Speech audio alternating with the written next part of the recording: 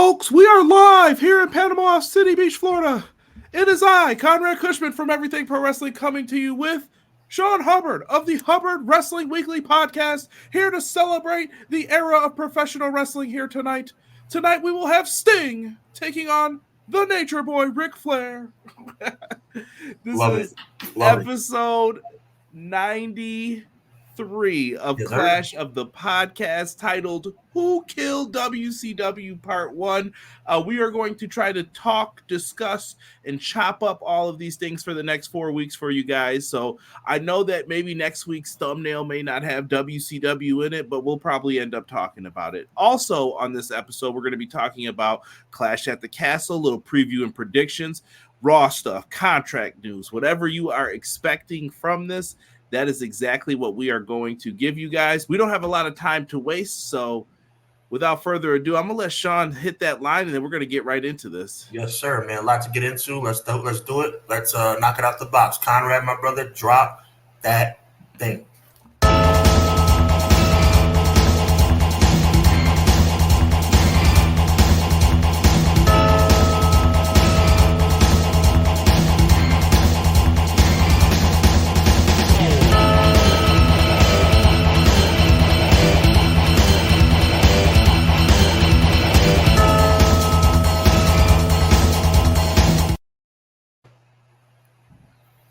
We are about to jump into this episode of Clash of the Podcast. Always good to be with my brother from another mother, Conrad Cushman.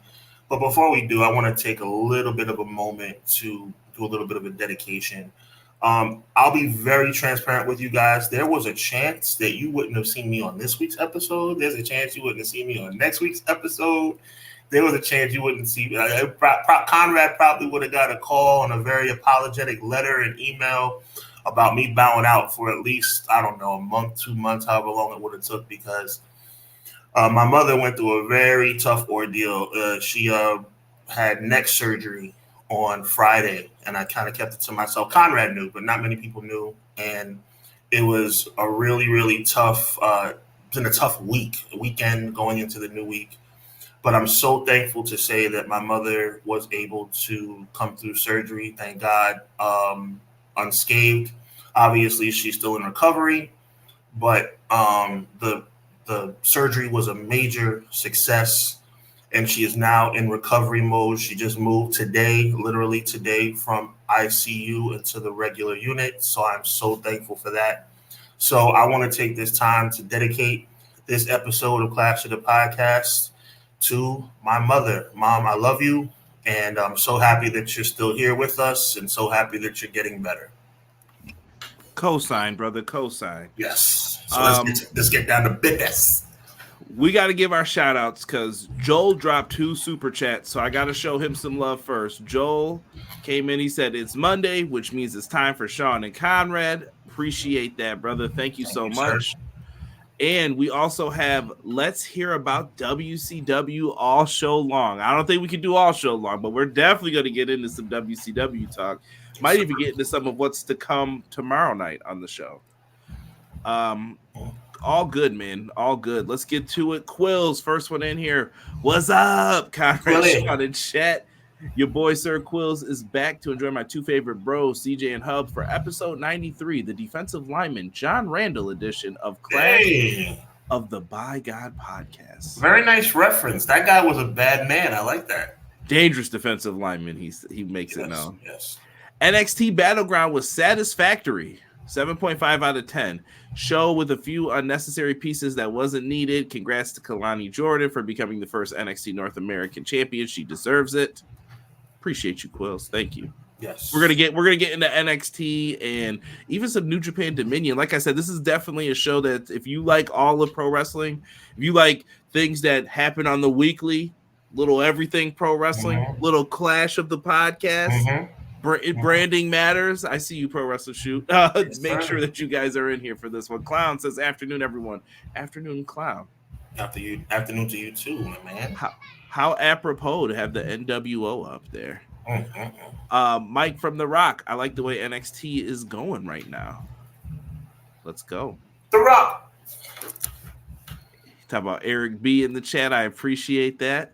Doug says, "Teach me." Teach me how to Dougie. Teach me how to Dougie. Hey. Are you reviewing episode 1? Yes, we are. Yes, we are, Dougie. Pro Wrestler Shoot says, yo, what is good, Pro Wrestler Shoot? Make sure you guys check them out tomorrow night as well. Tuesdays, 8 p.m. Eastern Standard Time. Go over and support my bros, Jesse and James. They usually have a live podcast going. They do a lot of wrestling video game talk, but they talk pro wrestling too. So make sure you guys head on over there and show them some love and support. Let's see here. I'm just looking to see. Oh. M. Leezy Fo Sheezy. Hello, good evening. Hope you had a good weekend. Let's kick this week off with the two best in the pro wrestling community. Thank you, M. Leezy. We appreciate you greatly. Much love, man. Doug said best part of the episode was Kevin Nash covering the Rey Mysterio lawn dart treatment for sure. Yes. You know what? I'm glad you just sent me. Hold on. This is baseball talk right here. Sean just sent me a private message. I may have to update my link. Yo, your heart's in the right place, and I can't blame you because I changed it on a whim, so I can't blame you. I tell you, brother. I did change it at your suggestion though. So then I can't be too mad. Then. Yeah. Sorry, we're talking about interesting behind the scenes. Yes. Interesting news about contracts. We're going to get to it. Jocelyn, I think that's who this is. JJ doing schoolwork over here this week. Get it in, man. Put that pencil in, JJ. Jocelyn, get it done. Derek in the house was good, D. My guy, Derek. God bless you, brother. XG Dub in the house was good. XG Dub, appreciate so supportive. XG Dub is. Thank you, man. Someone from XG Dub just said they were watching your Jericho escapades. I'm not gonna get started, man. I put my heart and soul into that Jericho episode. I saw somebody who quote tweeted it. I can't remember who. I want to give them credit, but they definitely put tree cutting services. It's my girl from Wrestling Window. Okay. She definitely put tree cutting services and quote tweeted it with the Jericho, the Jericho segment for this week. I was crying. I told E, I was like, I'm gonna use this against Sean this week. So dope. I love it. But you got to listen, yo. I went in on that Hubbanomics on Jericho, man. You did. I was in there live. Make sure you guys check that out every couple of days. Maybe he'll give us a preview tonight. I'm gonna drop another one tomorrow. I got more fire for you guys. I'm gonna keep the energy going. Deanna, what's good? She says, hey, gang. Deanna, gang. What up, though? It says either Conrad is at Nitro or the WCW Nitro Grill. Steaks $45 in 1999. Meanwhile, I'm on location here in London. Let's see here. Hello, says, what up, boys? What's good? Hello, Governor. Pip cheerio. There you go. Let's go, Conrad. Let's see here. And everybody's showing love for healing. I love it. I appreciate the love for. That means, oh my Mama God. Hubs. Thank you, guys. Dougie, I see you. Oh my goodness. Thank you, guys. Thank you so much. Jocelyn, I see you. McKinney, I see you. Thank you, guys. That means everything. I see you guys. Thank y'all so much. McKinney comes in, I'm here to talk Wrestle with the Fire live chat in the Techno Team 2000 podcast, Clash of the By God podcast.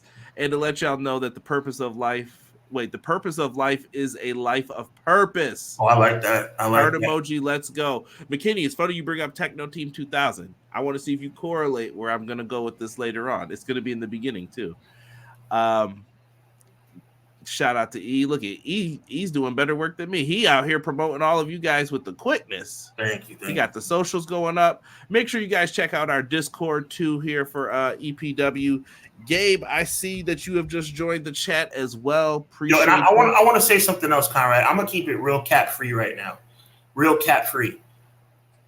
I mean, there's things you've been through, bro. We're not gonna touch base on that again. And obviously I'm going through a little bit of an ordeal. We have the best audience. These guys and ladies are so good. Like, I mean, the love, man. Like y'all. Thank you. That's all I can say, bro. Yeah, we definitely appreciate you guys. Yeah. Gabe says, hey, guys, what's good, Gabe? Guy Will Gamble, was good, my guys in chat. Gamble, always Appreciate a you. pleasure, my G. Hit you back on Instagram today, man. Hope you got it. Yeah, I think I sent you a message too, Guy Will Gamble, back on there. IG takes me a while to reply, guys, because I don't check it all the time. I promise you. No love for Pasta Mania. Get out of here, bro. You know, Easy, even as a 7-year-old kid, I knew that was stupid. Oh my goodness, how stupid was that? Pasta Mania, even me being a Hulkamaniac, which I'm not proud of at the time, I was like, that's stupid. What would you guys put on your Hogan menu? That doesn't work for me. Chicken parm. What else would you have? Just ridiculous. Looking back on it, how could we have ever cheered for that guy? Who's we? Oh, right. You didn't even like. Okay, fair enough. Fair enough. Even though there is like picture evidence that would show otherwise. Oh no, you've been lying to me for years like this? No. So for my kindergarten graduation picture, I'm not going to pull it up right now, but the picture was you could either take a picture in like your cap and gown, I think it was, or you could bring your favorite thing. Well, my parents opted, no, he's going to take a picture with his favorite thing. I'm in a Buffalo Bills AFC Championship sweatsuit because everybody wore those back then in 1992. Right. And that shows you how old I am. And I have a Hulk Hogan wrestling buddy. My mom wanted me to bring something that could be seen in the picture. She was like, you have a Hulk Hogan wrestling buddy. So that's who I'm in the picture with. But he definitely took a lot of pile drivers from the Intercontinental Champion when it was time when I was a kid. So I'm gonna make you feel better right now because I'm gonna tell you something that I never thought I would come up, but it's come up now.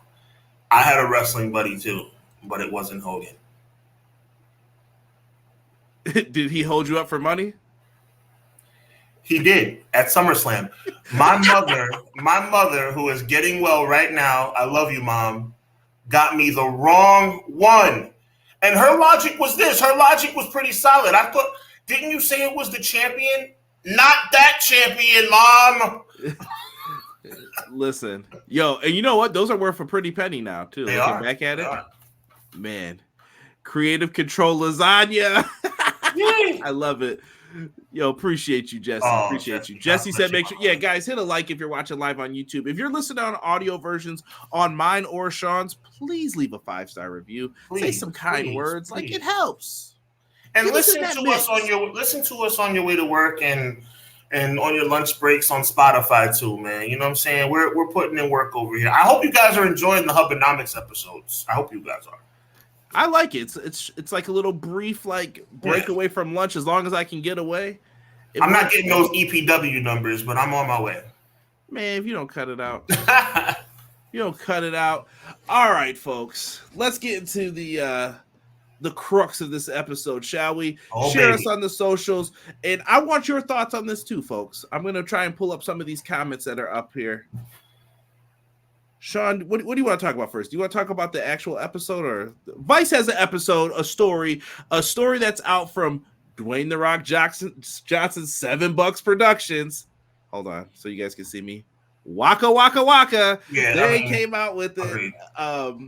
It's a story that's been told as old as time. It's the same players. They have a couple interesting people in here that haven't been interviewed, that if you ask the right questions, which I hope they do, it could make things interesting. But that depends on if you have the backstory or not. So I don't know how much research these guys did going into this, or if they were allowed to ask these questions. But Vice, who killed WCW? And this episode really focused kind of on Eric Bischoff and Hulk Hogan's parts in it, possibly. The blame. Yeah, I think so. I mean, because the preview of the next episode is based around Hogan as well. So I think they're going to really hone in on that. Yeah. Well, and I feel like the next one might be about the egos, or it's Kevin Nash's part in it that people will say like, well, the finger poke of doom is definitely coming up. That's definitely going to be talked about next week on here. So what did you think? Let's go to the beginning of this. What did you think of Hulk Hogan actually coming into WCW? I mean, I think he did the right thing for his career. There's no question that his time had run out in WWE due to the steroid scandal. People don't remember, and even Bobby the Brain Heenan and Tony Schiavone said it during the Bash at the Beach broadcast that Hogan had taken 3 years off. Well, he took the 3 years off in theory. I mean, he didn't really wrestle throughout the end of 1991. He wrestled at WrestleMania 8 and 92, wrestled once at WrestleMania 93, and then wrestled at King of the Ring.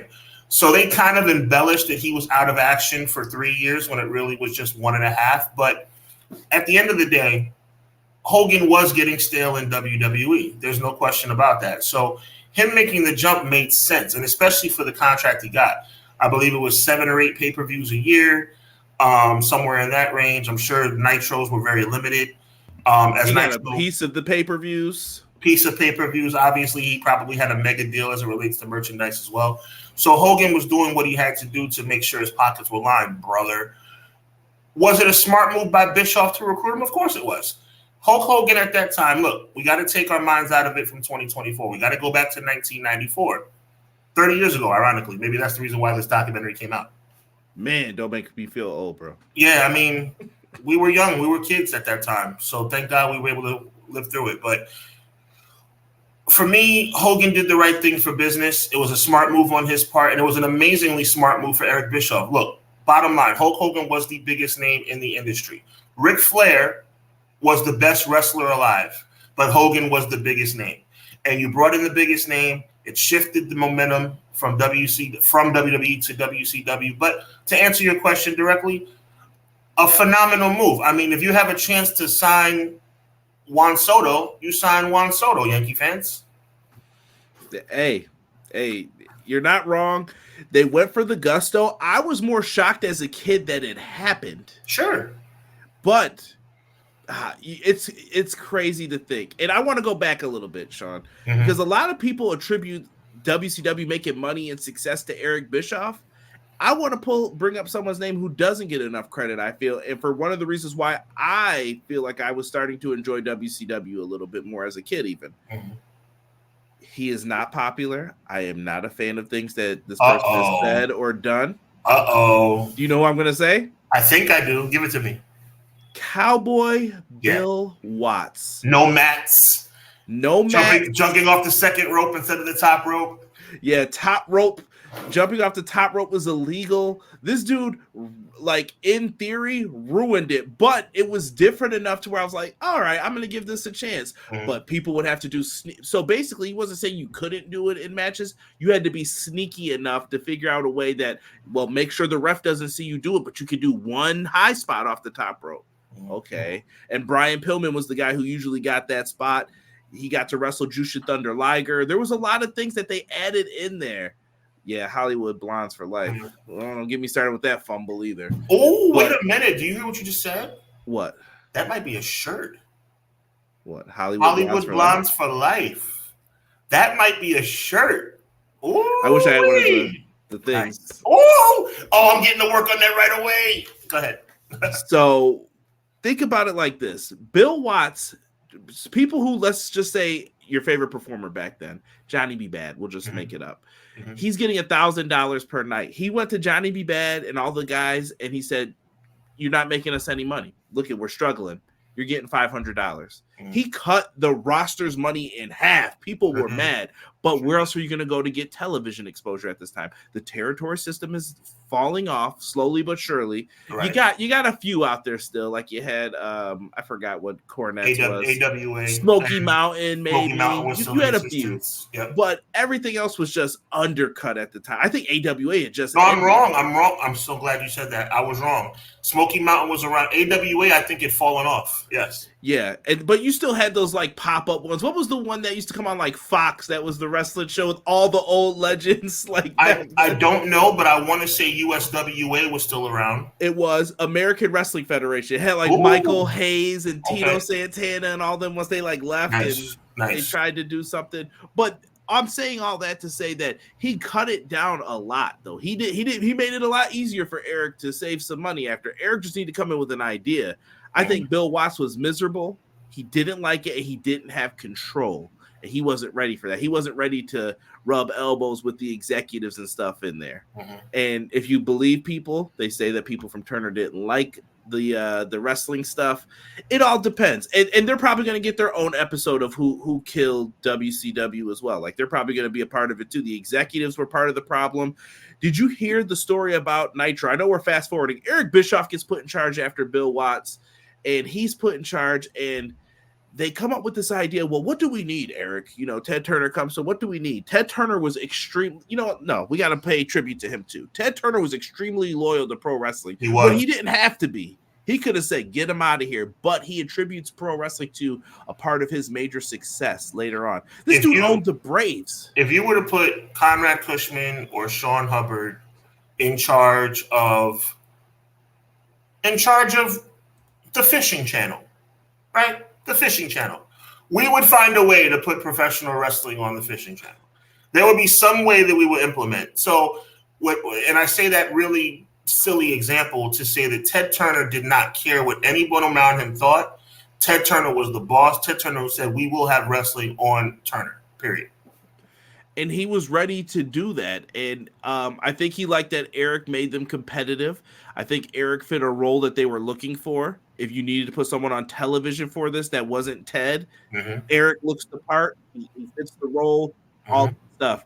So he gets that big ordeal from Nitro. They finally say, well, what do you need? Did you hear how mad the guy was on the episode that he was like, TNT is our upscaling programming. What do you mean we're going to put wrestling on? And he did not like it.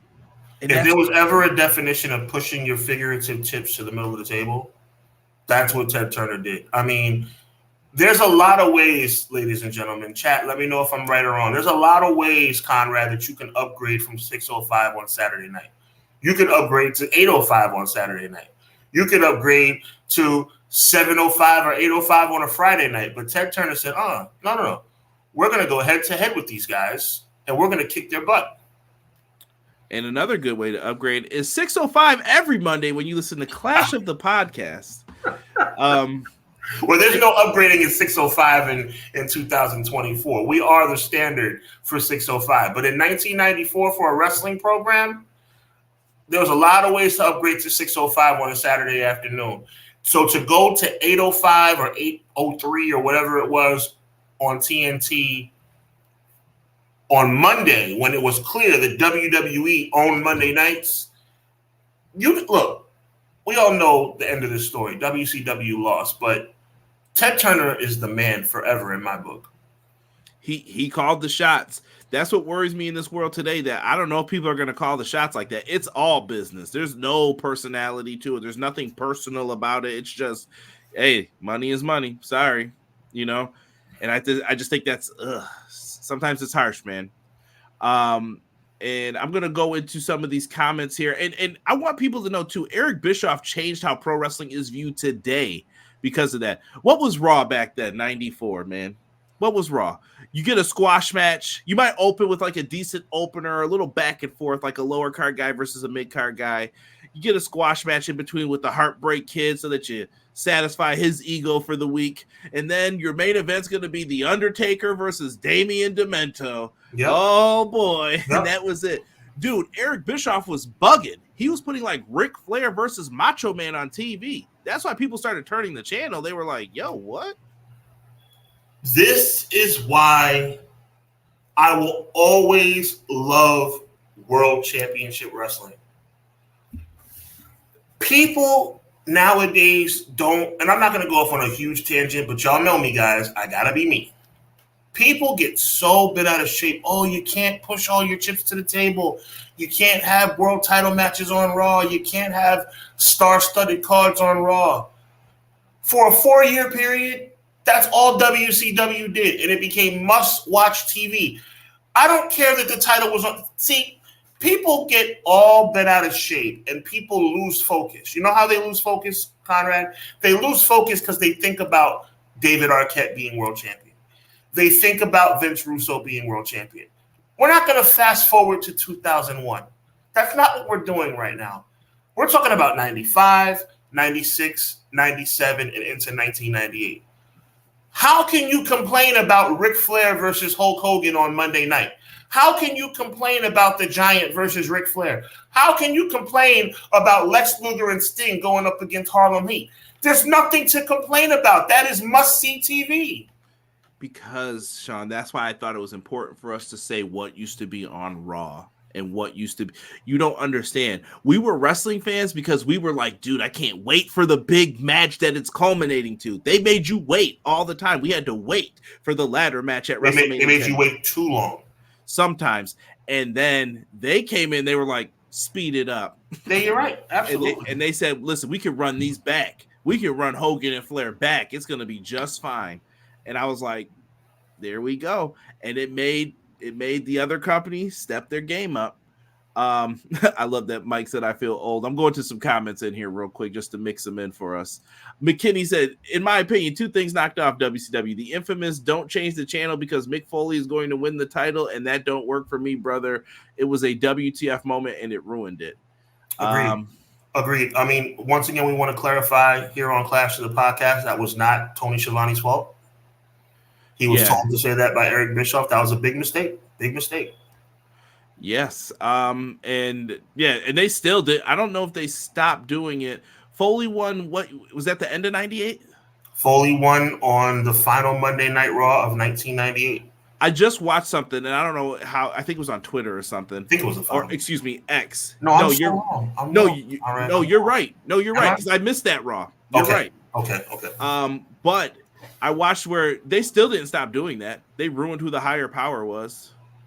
Well, there's one that I particularly like. I got to give Bischoff credit for this.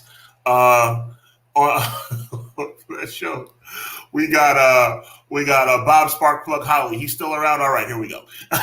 Wow. That was pretty good. Oh, Jake the Snake Roberts. He's still wrestling? Really? Okay, whatever. Eric Bischoff, full blown bugging. He was on a trip. Yeah. Look at this. Robbie V was able to do a split-legged moonsault during Watts' time. Global was on ESPN. Look at that. AWA was on ESPN. You guys are remembering. Nice. Hogan's creative control killed WCW, brother. We're going to talk about that here in a second. It was different. It caught my attention being WWF. Jimmy Snuka, stars coming off the top, looked awesome on TV at the time, but I was an NWA WCW fan from the go. I don't blame you. Yeah. What was your introduction to WCW? Like, do you remember what got you into it, or how did somebody get you into it? My introduction was Ric Flair versus Vader, career versus title, Starrcade '93. I don't think it gets any better than that. That night, let me tell you what WCW did that night, and I challenge everyone to go to the network and watch this. They followed Ric Flair. That was the first time they followed somebody from home. In that video, live video footage, you'll see Ric Flair kissing his son goodbye, like he's about to go away forever. Kissing Reed, God rest his soul. Kissing David. Kissing a young blonde girl that we now know as Charlotte Flair. Kissing his wife. Getting into the limo with Mean Gene Okerlund and having a conversation on the way to the arena while Too Cold Scorpio and Alex and Marcus Alexander Bagwell were about to head to the ring to face the Nasty Boys. WCW, I get chills, man. WCW got it right for so long, which is why it's so sad that they blew it so bad at the end. Yeah, it really hurts. I'm trying to think. I had to start watching in 91. One of my earliest memories is like the Steiner brothers versus like Sting and Luger is one that I remember. And I loved, like I said, people never believe me, New Japan Pro Wrestling. I got introduced to Jushin Thunder Liger, Great Muta, and Masahiro Chono. Game over. I was a New Japan fan like from that moment on. If I could find it years later, I'm in college, like YouTube first starts up, I am Googling New Japan Pro Wrestling to see if I can find matches, and I did. I found them on YouTube. I would watch them, I would save them, and I would enjoy them. I'm like, man, dude, this is so great. I wish we had a network to watch all of this stuff. Oh, imagine that. And we finally got there. I love people sharing their memories. Guy Will Gamble just mentioned Dean Malenko versus Ultimo Dragon. I love it, man. All the new people in here, welcome, man. Feel free to talk in the chat. BJ, I see you, brother. Welcome. King of Cable, yes. Battle Bowl. I love all that stuff, man. All that stuff. And by the way, just a little quick tidbit, one more thing about Starrcade '93. a young man by the name of Stone Cold Steve Austin, better known at that time as Stunning Steve Austin, became United States champion. Yes, Ricky the Dragon Steamboat. When people disappear from WWE, I noticed, oh, they're in WCW now. This is dope. Like I would be feeling it, bro. Like match quality, there are things that you could try to tell me, but Easy is out of control. Yes, he is. I saw it the moment you reacted, bro. Easy is out of his mind. I love it. Now, Matt says he started watching in late '94 into '95. Was it because of Hogan? Is my question for you. Maybe so. Who knows? I'm just curious. Answer that for us, M. Leasy. BJ said I was a WCW kid. I think somehow I went from WWF to WCW during the Macho Man move, and Sting caught my eye, and that was it. Weirdly, I also found myself watching the first Nitro live. I watched it live too. I think WWF was preempted by the dog show. No, who watched those dog shows? I will fight someone if I ever find out you used to watch those dog shows back. It was so depressing knowing that Monday Night Raw should be on. And I mean, obviously at that time, before Nitro, I just watched Monday Night Football with my dad.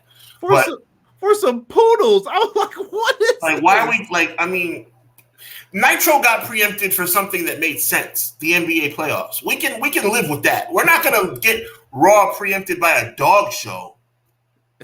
Yo, that was crazy. And WCW introduced me to people like William Regal. I remember a young man by the name of John Paul Levesque who ended up teaming with Regal. Yes, he was a blue blood. The Blue Bloods with Bobby Eaton, dude. So much good stuff. Yo, I never watched the dog show. Natural is the name. Him and Barry Windham, yo. Tag team champions. Ricky Steamboat and a young Shane Douglas. Yes. WCW was popping. Don't let nobody tell you it wasn't. Yes. Johnny B. Bad with Teddy Long with Ice Train and Scott Flash Norton. Good times, man. Yeah, man. Good times. But then disaster struck in this company, unfortunately. That was so sudden, Conrad. Golly. I know. We're going to fast forward to this. We get to the good times. They put together the NWO, Too Sweet Brother. We're having fun. Hall, big man's, the medium man's bringing the big man next week. They powerbomb Bischoff through the table. Eyes are glued. I'm like, yo, what's going on with this? They make you think WWF's invading. Who's the third guy? In Bischoff's head, they've said it. It was going to be Sting. It wasn't Mabel. Relax, people. It was going to be Sting. What's wrong with Mabel? No, they just said that Mabel was always the rumor, and someone confirmed. I'm asking you, what's wrong with Mabel? Nothing. Mabel actually would have fit in the group better than Sting, I would say. Mabel, he was the king. Do you think? I'm obviously kidding. I know. I don't think Sting would have fit in this. It would have been weird to see it. I don't think NWO lasts a year if it was Sting because that doesn't make any sense. But Hogan, he rubbed that Fu Manchu, brother, and he was like, you know what? I'm in. And they didn't believe him even. After he said it, they're like, I don't know, he might change his mind. He went out there. He dropped the leg drop. I saw a granny try to fight Hulk Hogan on Nitro. I don't know if people remember this. She was in the front on one of them outside Nitros, and she took a swing at him. She was so mad at this dude. Yep. My parents, cousins, anyone who knew that I like wrestling called me. They're like, dude, did you see Hulk Hogan's a bad guy now? And I was like, yo, crazy that people were calling and talking about this. The NWO was the hottest thing ever. I don't care what anyone says, bro. I wrote NWO down in Catholic school on like one of my notebooks, like the little design of it. They thought I was in a gang, and I'm like, bro, I'm not in a gang. This is pro wrestling. Yep. And then eventually they started getting it. When everyone started wearing the shirts, they're like, oh, this is a wrestling thing. By the way, who's the guy I consider to be the greatest wrestler of all time? Will Ospreay. No. That's the greatest wrestler alive today. Who do I consider to be the greatest wrestler? You know who I consider to be the GOAT. Throw it out there? I think you would say HH. No, HBK is who I said. Okay. Shawn Michaels is the greatest professional wrestler to ever put on a pair of boots, in my opinion. I've said that many times. DX was not better than the NWO. It was not. DX was not better. historically than the NWO? No, absolutely not. Well, I have an argument to make about it. I think How can you be better than your predecessor? How can the NWO, the NWDX was a very good, but knockoff of NWO. I always feel like they're both just the versions of the Clique that they wanted to be. And Sean and them were told no longer. But WCW jumped the shark with it. I think even before DX was formed. When I see Big Bubba Rogers and BK Wall Street rolling up with you, I'm like, bro, what have we done that's here? That's a different. See, don't be a victim of a single moment in time. They were doing good until I was no. I don't like to cut you off, Conrad, but they were not doing good. They were doing phenomenally. Hold on. I didn't say who they was. Creative, whoever was writing this stuff, they were doing good until they started adding too many people. This was hot dog water trash once they started adding too many people in. Okay, you know what? Let's go there. Let's go there. I'm sure our audience, our good friends in the chat will enjoy this. Let's go there. Let's go there. Give me the member of the NWO that joined where you first said, uh-oh. Tell me, I need one name. The first person or hold on? The first person. And chat, you do it too. I'm going to be very specific with this question. Listen to me very carefully. Conrad and chat.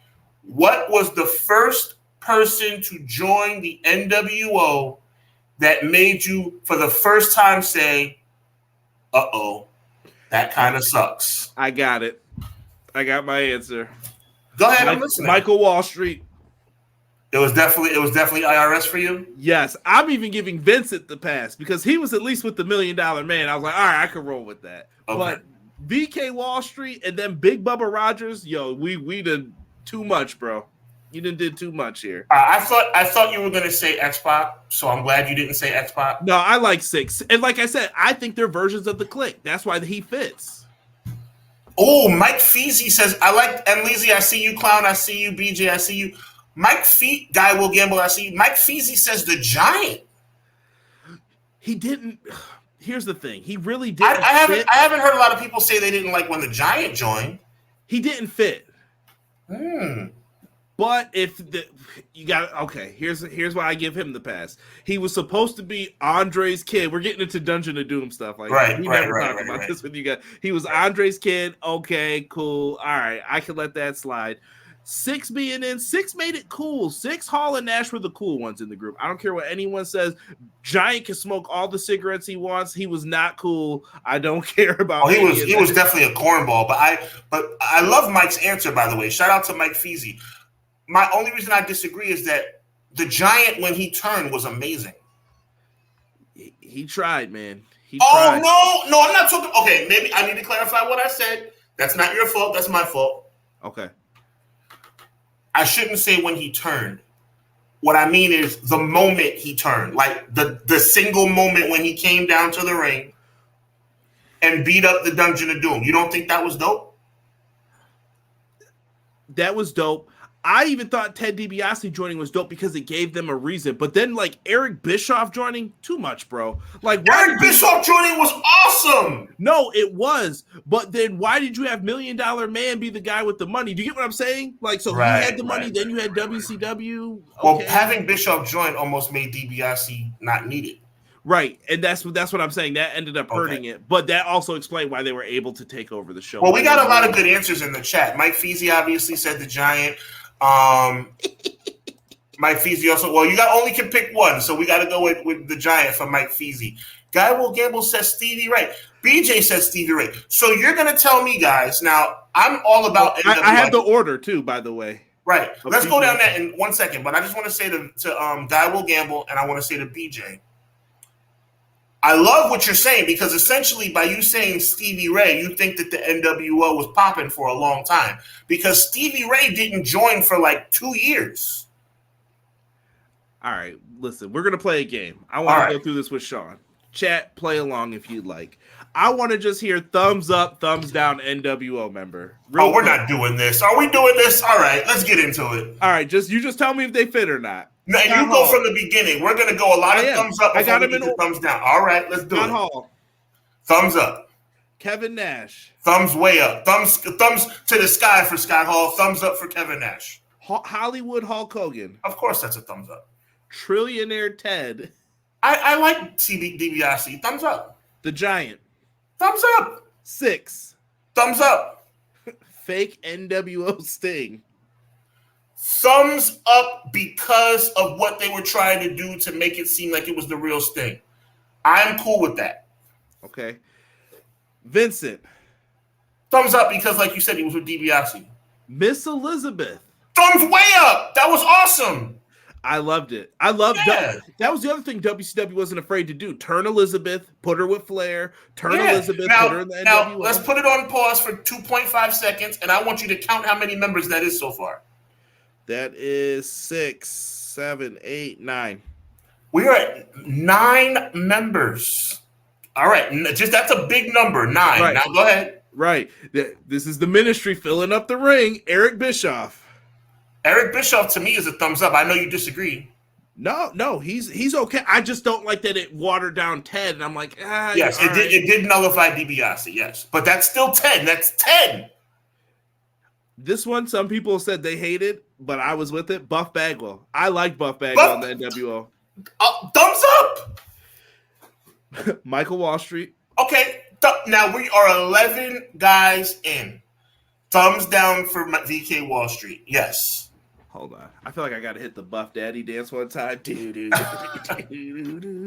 But Buff Bagwell was my. But listen, you gotta. I want this to continue. I'm having a blast talking about this. We're going to continue in 5 seconds. That's 11 people. 11 people before we get our first thumbs down. Bro, it's about to get even cooler, though. We haven't even got to some other cool people. All right, so and I'm going to keep count also. I'm going to keep count also of the good versus the bad. So we got 11 good and 1 bad. VK was the first one you said thumbs down to, right? Yeah. All right, so see, I'm not bugging. Next, Big Bubba Rogers. It's a thumbs down. It wasn't horrible, but it wasn't good. If he was younger, I think it would be cooler. It wasn't, but I'll give it a thumbs down. I'm gonna be fair. Scott Norton. Scott Norton's a thumbs up. He did well. Yeah, no, I liked it for him. All right, so that's 12. That's 12-2 in my book. Come on now. Oh man, 13-2. Macho Man Randy Savage. Are you kidding me? 13-2. I don't know what I can do for this person. It wasn't his gimmick at the time. Cutting and strutting the disciple. Right. Clearly, Brutus Beefcake is a thumbs down. So 13-3. I won't say he's a thumbs down. It makes sense with Hogan. I guess, but I'll give it a thumbs down. 13-3. How long did it take you to realize that was Brutus Beefcake? Oh, immediately. I could see his face. Oh, see, it took me a while. I couldn't tell with the beard for a while. 13-3, bro. Conan. Conan is cool. He was cool. 14-3. Kurt Hennig. 15-3. You liked it? Kurt Hennig broke my heart, though. He was like one of the ones I was like, oh, why'd you do that to the 4 Horsemen, you liar? Yeah, that's something that made it better. Not my dog spot. You can have my spot in the Horsemen. That's all I remember. Not dog spot. My dog spot. So that's 15-3, bro. 15-3. Now, here we go. This is another person I'm like, kind of unnecessary, maybe. And the next 3 people are actually not wrestlers in wrestling roles, really. Ravishing Rick Rude. 16-3. What was his purpose? Do you remember in the beginning? His purpose was to stick it to WWE after the Montreal Screwjob. It was awesome. Right? Oh, yeah. He bounced on DX. Yeah. And he stuck by Kurt Hennig, his buddy. So that's 16-3, bro. WCW's own Dusty Rhodes, the man can dream if you will. I hated that turn. That turn sucked. It was for no reason. That's 16-4. But the moment itself was shocking. I'm not mad that Dusty being in it. I'm talking about the moment he did it. Go back and watch that. It was like, what? Yeah. You could have did this in the beginning. Yeah. So 16-4. We're 20 people in, 16 good, 4 bad. I'm going to give this one a thumbs up for creativity. Nick Patrick. That's a thumbs down for me. I think that was smart, though, to have a referee in your pocket. That was genius. I mean, he didn't have to be a member, though. But okay. All right. So 17. He was their ref. All right. 17-4. You're just helping to make my point. I know. Brian Adams. That's mid. This is where the B team is. Like, yeah, that's mid. So that's 17-5? 17-5. Yeah. Another great turn. Big Papa Pump. Oh, hell yeah. I loved when he turned on his brother when he was down with the bark. He was like, 18-5. 18-5. Easy. 18-5. Dennis Rodman. 19-5. Dude, Dennis Rodman was so cool. I don't know if y'all know back then, man. I don't know. Is Chono on that list? No, I do not have Chono on that list. 19-5. No, he's not next. No, that was the 19 for the one you just said. Rodman's 19. Okay. Stevie Ray. 19. I got a tough time. I got a soft spot for Stevie Ray, though. Yeah. He was my boy in Harlem Heat. But I mean, I love them too. But that's a dub. So 19-6. Where's he at? East Boy's coming up next. Where is it? Horace Hogan. 19-7. Horace had the best verse in Uchi Wally. Stop it, right? Wow. Lex Luger. I guess they're counting Wolfpack after. Yeah, well, that was 27. 27 what? 20 good, 7 bad. You put Luger in bad? Good. Yeah, I like Luger a lot. Luger never fit in the Wolfpack to me either. He was not cool enough, but I get it. He's rolling with his boy. I get it. So I'm cool with it. Sting looked cool in the Wolfpack. It didn't make sense. 21-7 with a bullet. 21-7 easy.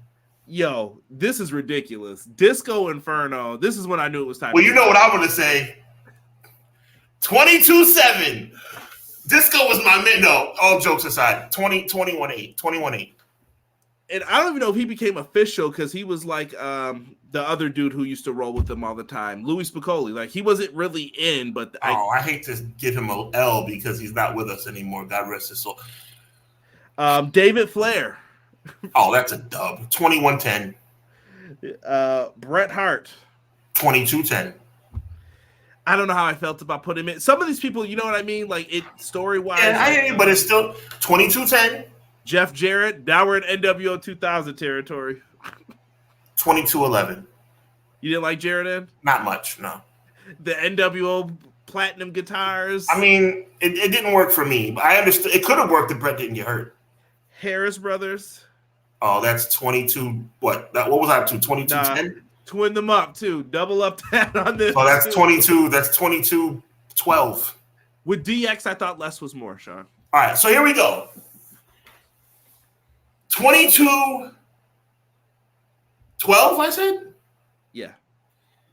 34 members of the New World Order. Ooh, that's way too many, by the way. Okay, 34 members of the NWO over the course of 4 years.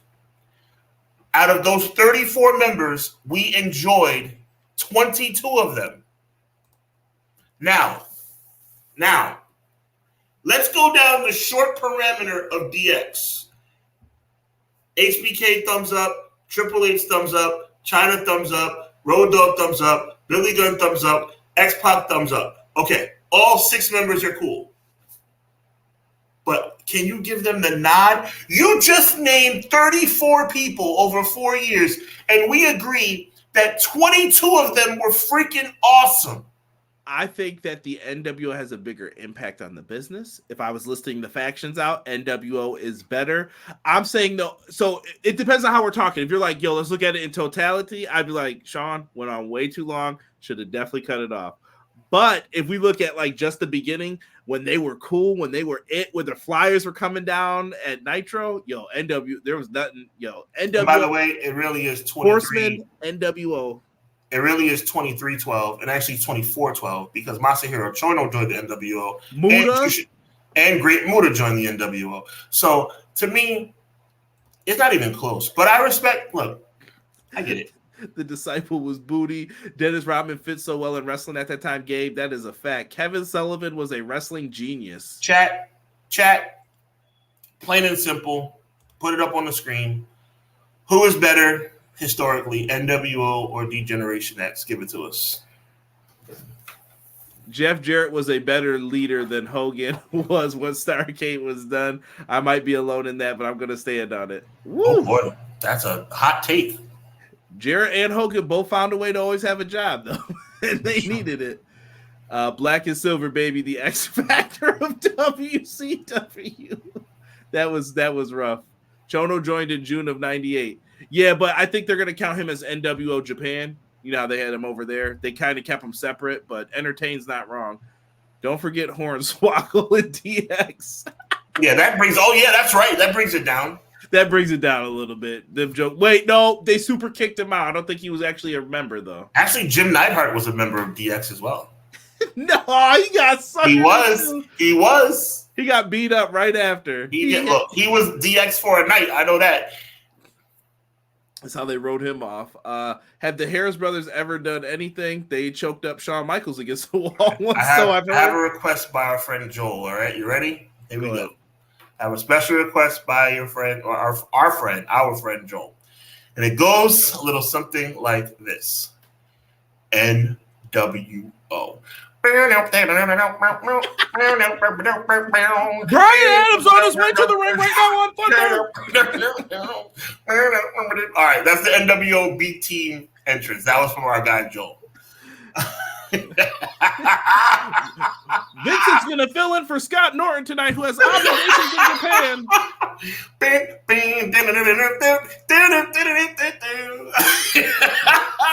So BJ said, yo, Joel is crying. He said, you made my night. Yo, BJ says NWO OG was better than DX OG. The Triple H led with New Age Outlaws and X-Pac. It was close, but I still want to give it to NWO.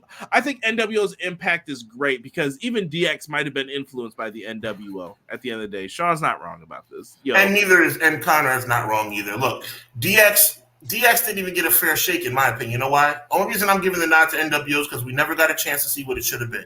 It should have been Shawn Michaels healthy with Road Dogg and everybody. Imagine if that team had stayed. Oh my God! Imagine if Shawn had stayed healthy in '98. Oh my God, man! But love DX for what they did to Vince.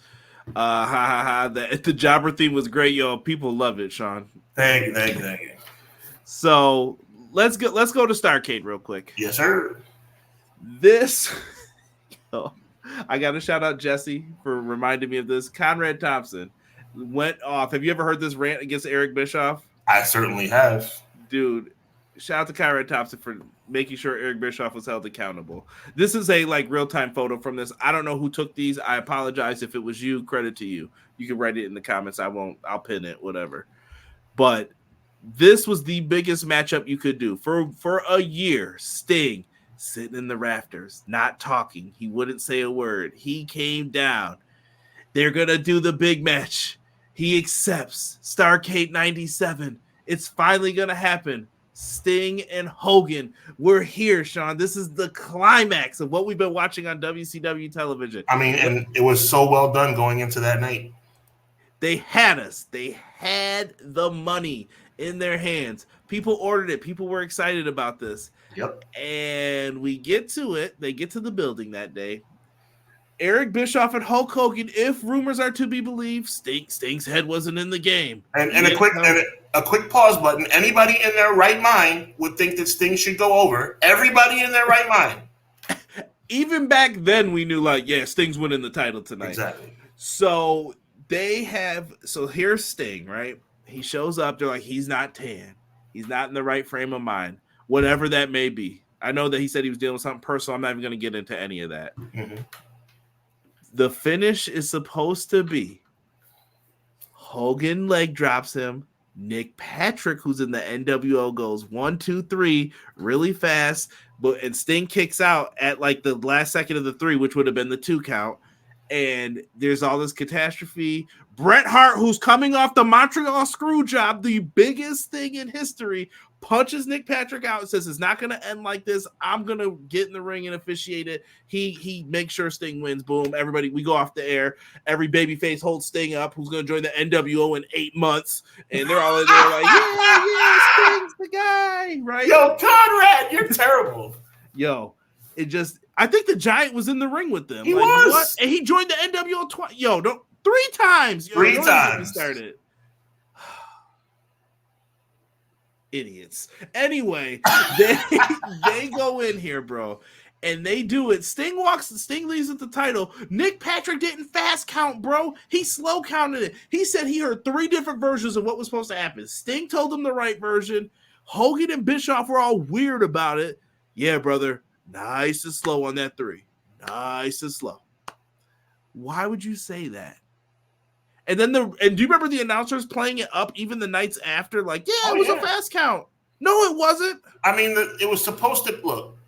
I remember watching that, not live. I didn't watch it live, but I remember watching it. And I said, "What is my reaction? What is Bret Hart talking about? Like, what are they talking about? Like, that was a regular count." I mean, we could easily just put it on Nick Patrick and say he blew it, but I think Nick Patrick got mixed signals. I think somebody got in Nick Patrick ear because Nick Patrick was a professional. Nick Patrick wasn't going to screw that up. If it was in the script for Nick Patrick to do a fast count, he would have done a fast count. Can we hit him with the honky tonk man real quick?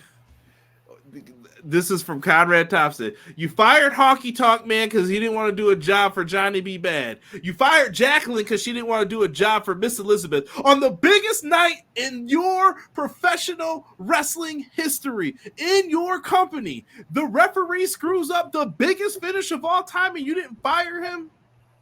But I think Bischoff, to answer that question, I think Bischoff knows that Patrick probably got mixed signals. No, Bischoff capped because he said something to Patrick afterwards and let it go. And Conrad Thompson called him out for it. He was like, no, you didn't. And Nick Patrick even said afterwards, no, everything was what it was after.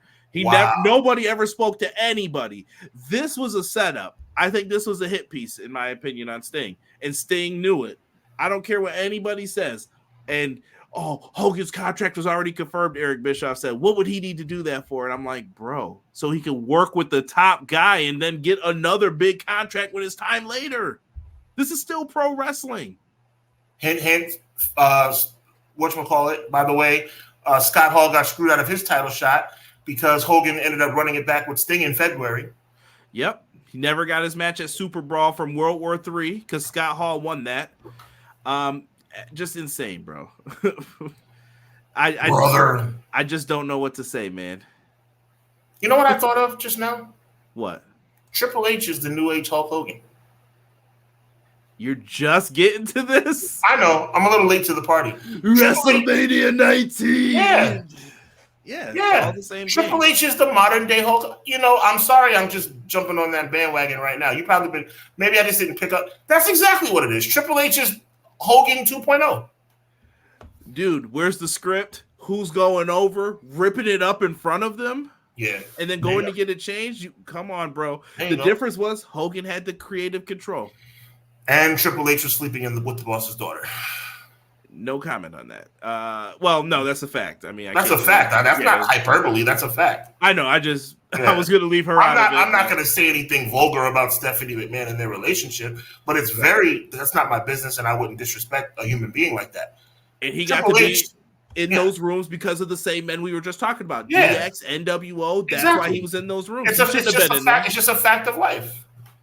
Now the face paint the man in the face paint didn't have a tan. Giant kept getting kicked out, and we thought Big Show had a lot of turns. No, when Big Show, Giant, whatever in '98, I didn't know. I wasn't in on things that much at that time where I knew that Giant was on his way to WWE. But like when they stood in the middle of the ring on Nitro and said, "All right, Giant, this is your chance to prove yourself. It's going to be you versus Kevin Nash." And the winner of the match is going to be staying in the NWO, and the loser is going to be out of the NWO to see who the real Giant is. Even 10-year-old me was like, the Giant's not winning this match. Are you kidding me? New world order. I mean, and like you said, it didn't matter how many cigarettes he smoked, how many pair of sunglasses he put on. If he put on a bandana, if he wore ripped jeans, the Giant was a big goof. He should have been protected better, I think, though. I think he was led astray in WCW. He was new to the business, and I will never feel sorry for Giant. I will never feel sorry for Paul White. He won the title like in his first match. No, but that's not what I'm saying. I think that Hogan was like, then I'm going to beat you, brother, again after. And, he thinks this stuff's okay. You got say, bro. Like, but he doesn't know that then. And I also think Paul White wasn't protected by any promoter well enough. He should have been used sparingly. He should have been like Andre. Like, come in this battle royal and destroy everyone and remind everyone, I'll call you for a title shot. If I saw Paul White in the street, I would shake his hand. But if he asked me, Paul White just wasn't that good. I mean, back then, bro, he was doing drop kicks off the top rope. And I don't care if he was doing drop kicks. They said he could do a moonsault back then. I don't care if he could do I don't care if he could do a double pipe swanton from the ceiling. He wasn't entertaining. When The Rock, you know why when The Rock did that promo, you know why that went over so well? Because it's true. And you know why when Rock said, when Big Show comes out, well, it's the Big Slow, and everybody cheered? Because it's true. And you know why? I'm not done. And you know when The Rock came out and said, oh, this guy sucks, I'm going to take a leak. It's because it's true. Big Show came out on national TV the night after his debut and called The Rock a pebble.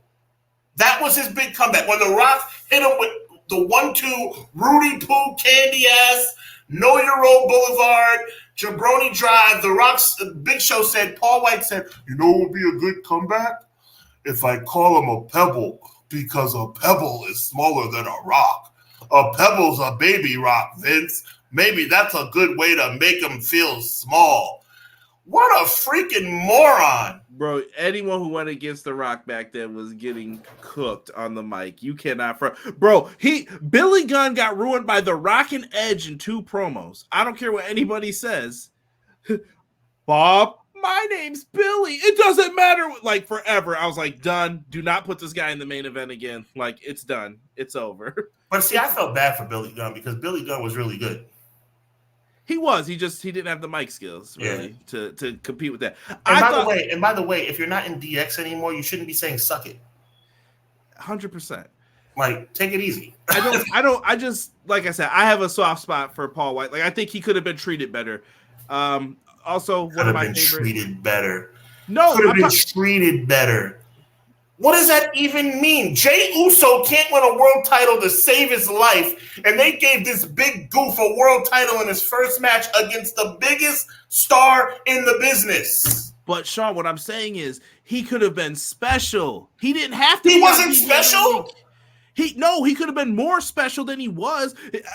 Here comes a 7-foot guy. Okay, that's great. No, that impersonation is the Yeti, not the Giant. What? It don't matter if it was Reese or any of them. He had something that they didn't, though. He could do stuff. He was athletic. They could have kept him away from all of this, and instead, come here, brother. And they influenced him. He didn't get any of the good stuff. Are you ready to pull it out? I'm ready to pull it out. I'm ready to pull out the old crystal ball. It's 1994. You're a 7'4", 500-pound giant. And you get a call from Eric Bischoff or Bill Watts or Dusty Rhodes or whoever got the call from.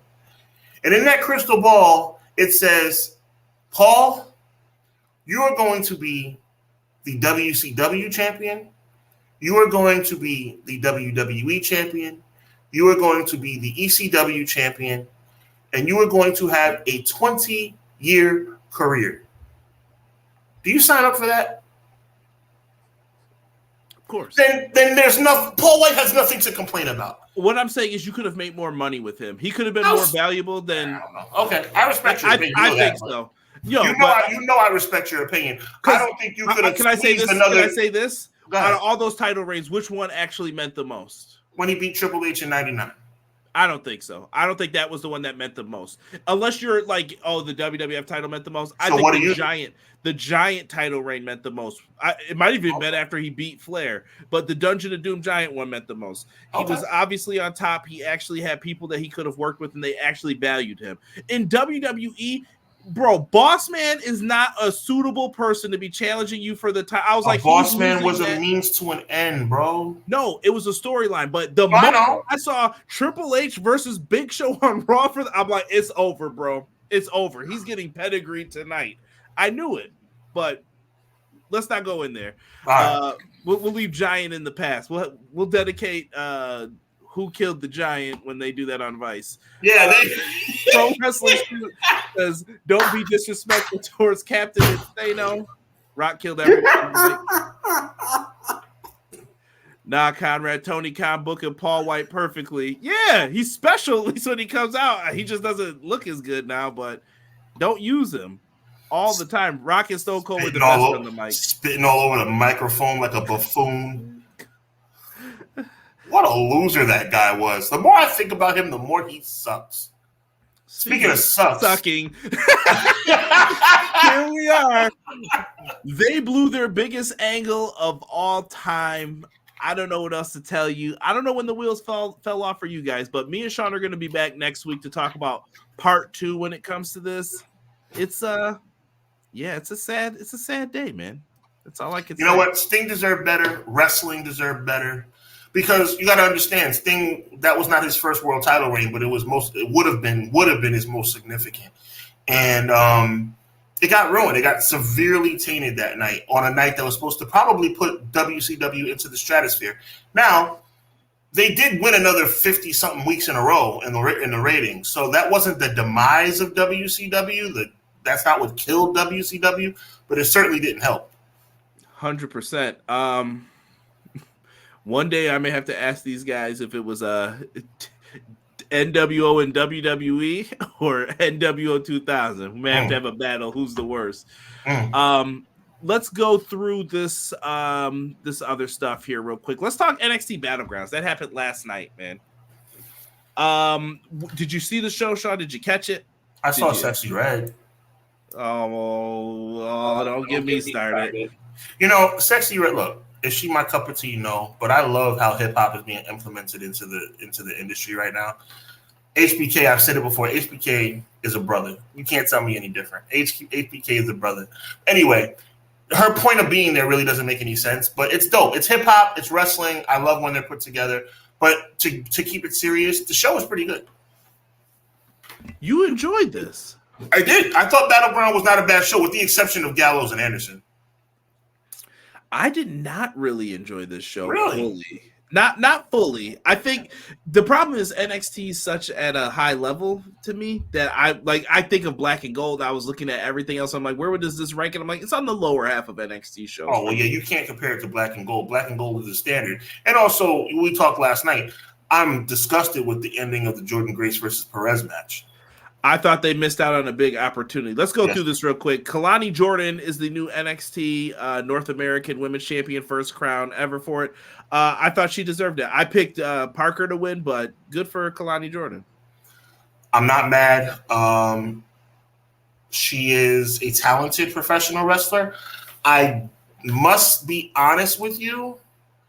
I have a little bit of reservation about her for a long-term champion.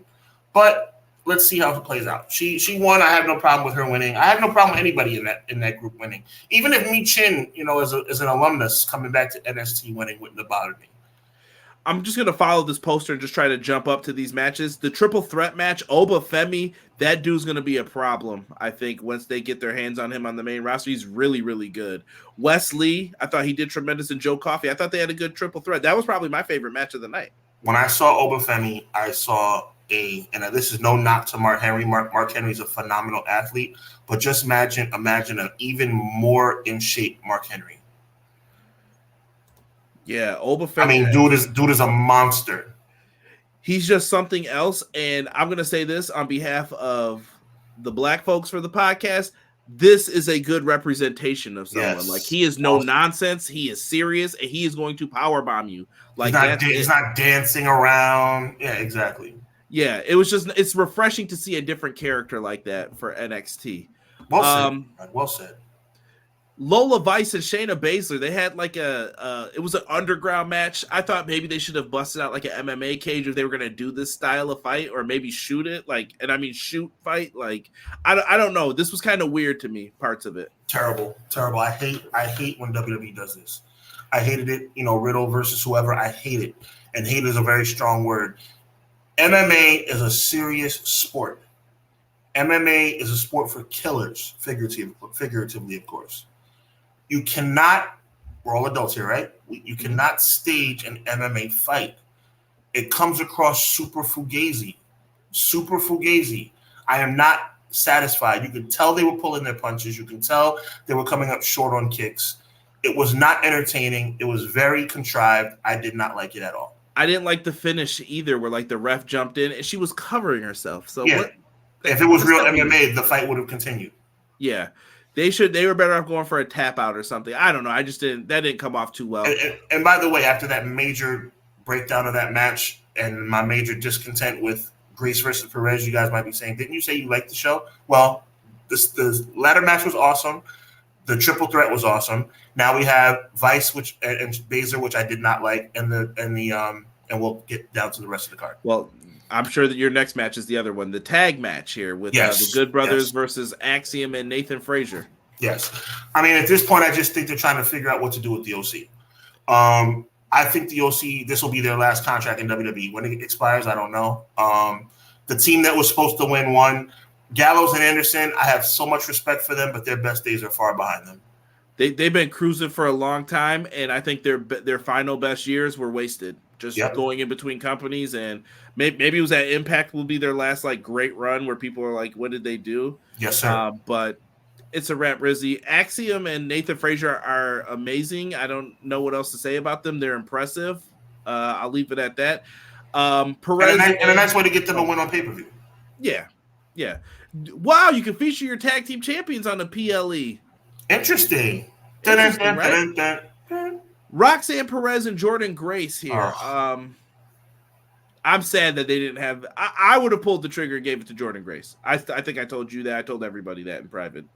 Like, Jordan Grace would have won the title if it was up to me. The match was outstanding, which is why the ending was so disappointing. First of all, you got Essence of Emerald or whatever her name is coming out there. That's not even her name. I know Ash by Elegance. Yeah, Essence. It's Dana. Oh, we have to reference her new name. Yeah, it's just pathetic. I mean, the match between Perez and Grace was great. The obvious choice, chat, let me know what you think. The obvious choice, if WWE, here's the key, Conrad. If WWE is truly trying to help TNA and do what's best for pro wrestling, if that is the motive, then it's obvious that Perez loses in NXT, goes to TNA, and wins it back. That is what would be best for the industry. That, my friends, is a good idea. But you know what that means. Perez wins. Perez gets the win. That's what it is. Oh, by the way, just a quick footnote, Conrad. All right, WWE. What we're going to do now is we're going to say that our champion in our developmental, NXT's developmental in 2024, we have our developmental champion beat your world champion. But we're trying to help TNA, right? Give me a break. WWE makes me sick. They are so damn selfish, Conrad. From the bottom of my heart, bro. This is not me being like kayfabe or having a fun time being a heel. This is from the bottom. WWE is so freaking selfish. You're telling me you can't have Jordan Grace go over one time and then have Perez win it back? You're telling me it wasn't, like I said to you in conversations we've had off the air, this wasn't where Jordan Grace went up against Bianca Belair or went up against Rhea Ripley and fell short. This is a shot. I don't care what NXT or WWE is trying to put out there. We're trying to collaborate with other organizations. You just had your developmental champion beat TNA's world champion. What message is that sending? I saw people complaining that AEW didn't help out TNA. I'm just pointing this out. Kenny Omega got you your biggest ratings draw on your television show the next week because he was on your programming. WWE is selfish, Conrad.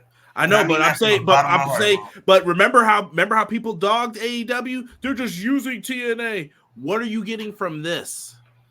What did you get from this? Nothing, in my opinion. It was a good appearance for Jordynne Grace. They want her. The moment that contract's up, they're snatching her. You should be saying, I will give you her for money. I would be like, pay the rest of her contract out, give her the money, and then you can make an offer to her. And we want the money, and we'll let her out the deal. You got to be able to do something like that because it's just crazy. And then Trick Williams, Ethan Page, what did you think of that match? I saw some mixed reactions to this. It could have been better, but I think it was okay. It could have been better. I give this whole pay-per-view a B-.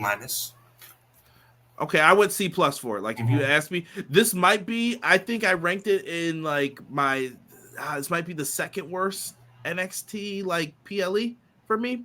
But I just didn't enjoy it too much, and I saw people complaining about Trick Williams. I mean, listen, Trick Williams is pretty new at this still, so I'm willing to give him the benefit of the doubt.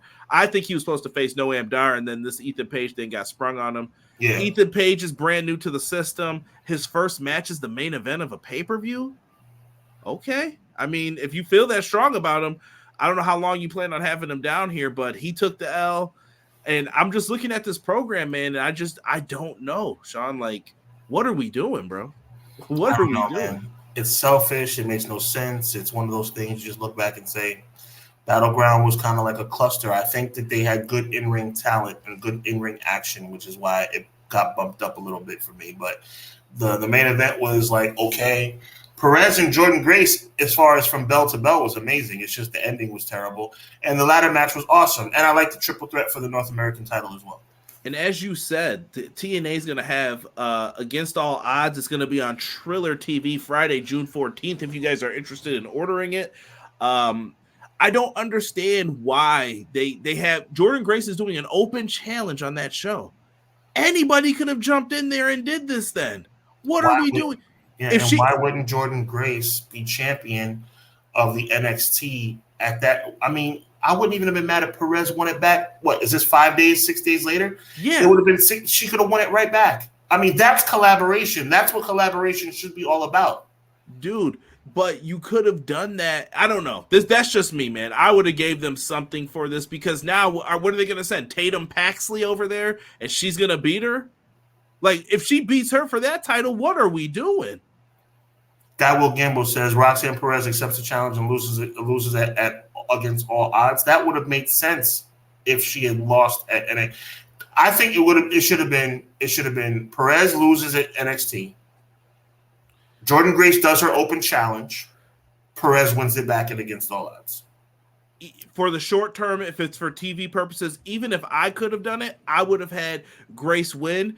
Grace, then you said Tatum Paxley to go challenge. She beats Tatum Paxley, so she gets a defense in, holds it for a TV round. Roxanne Perez shows up on TV and then challenges her like she wreaks havoc all night with some NXT people.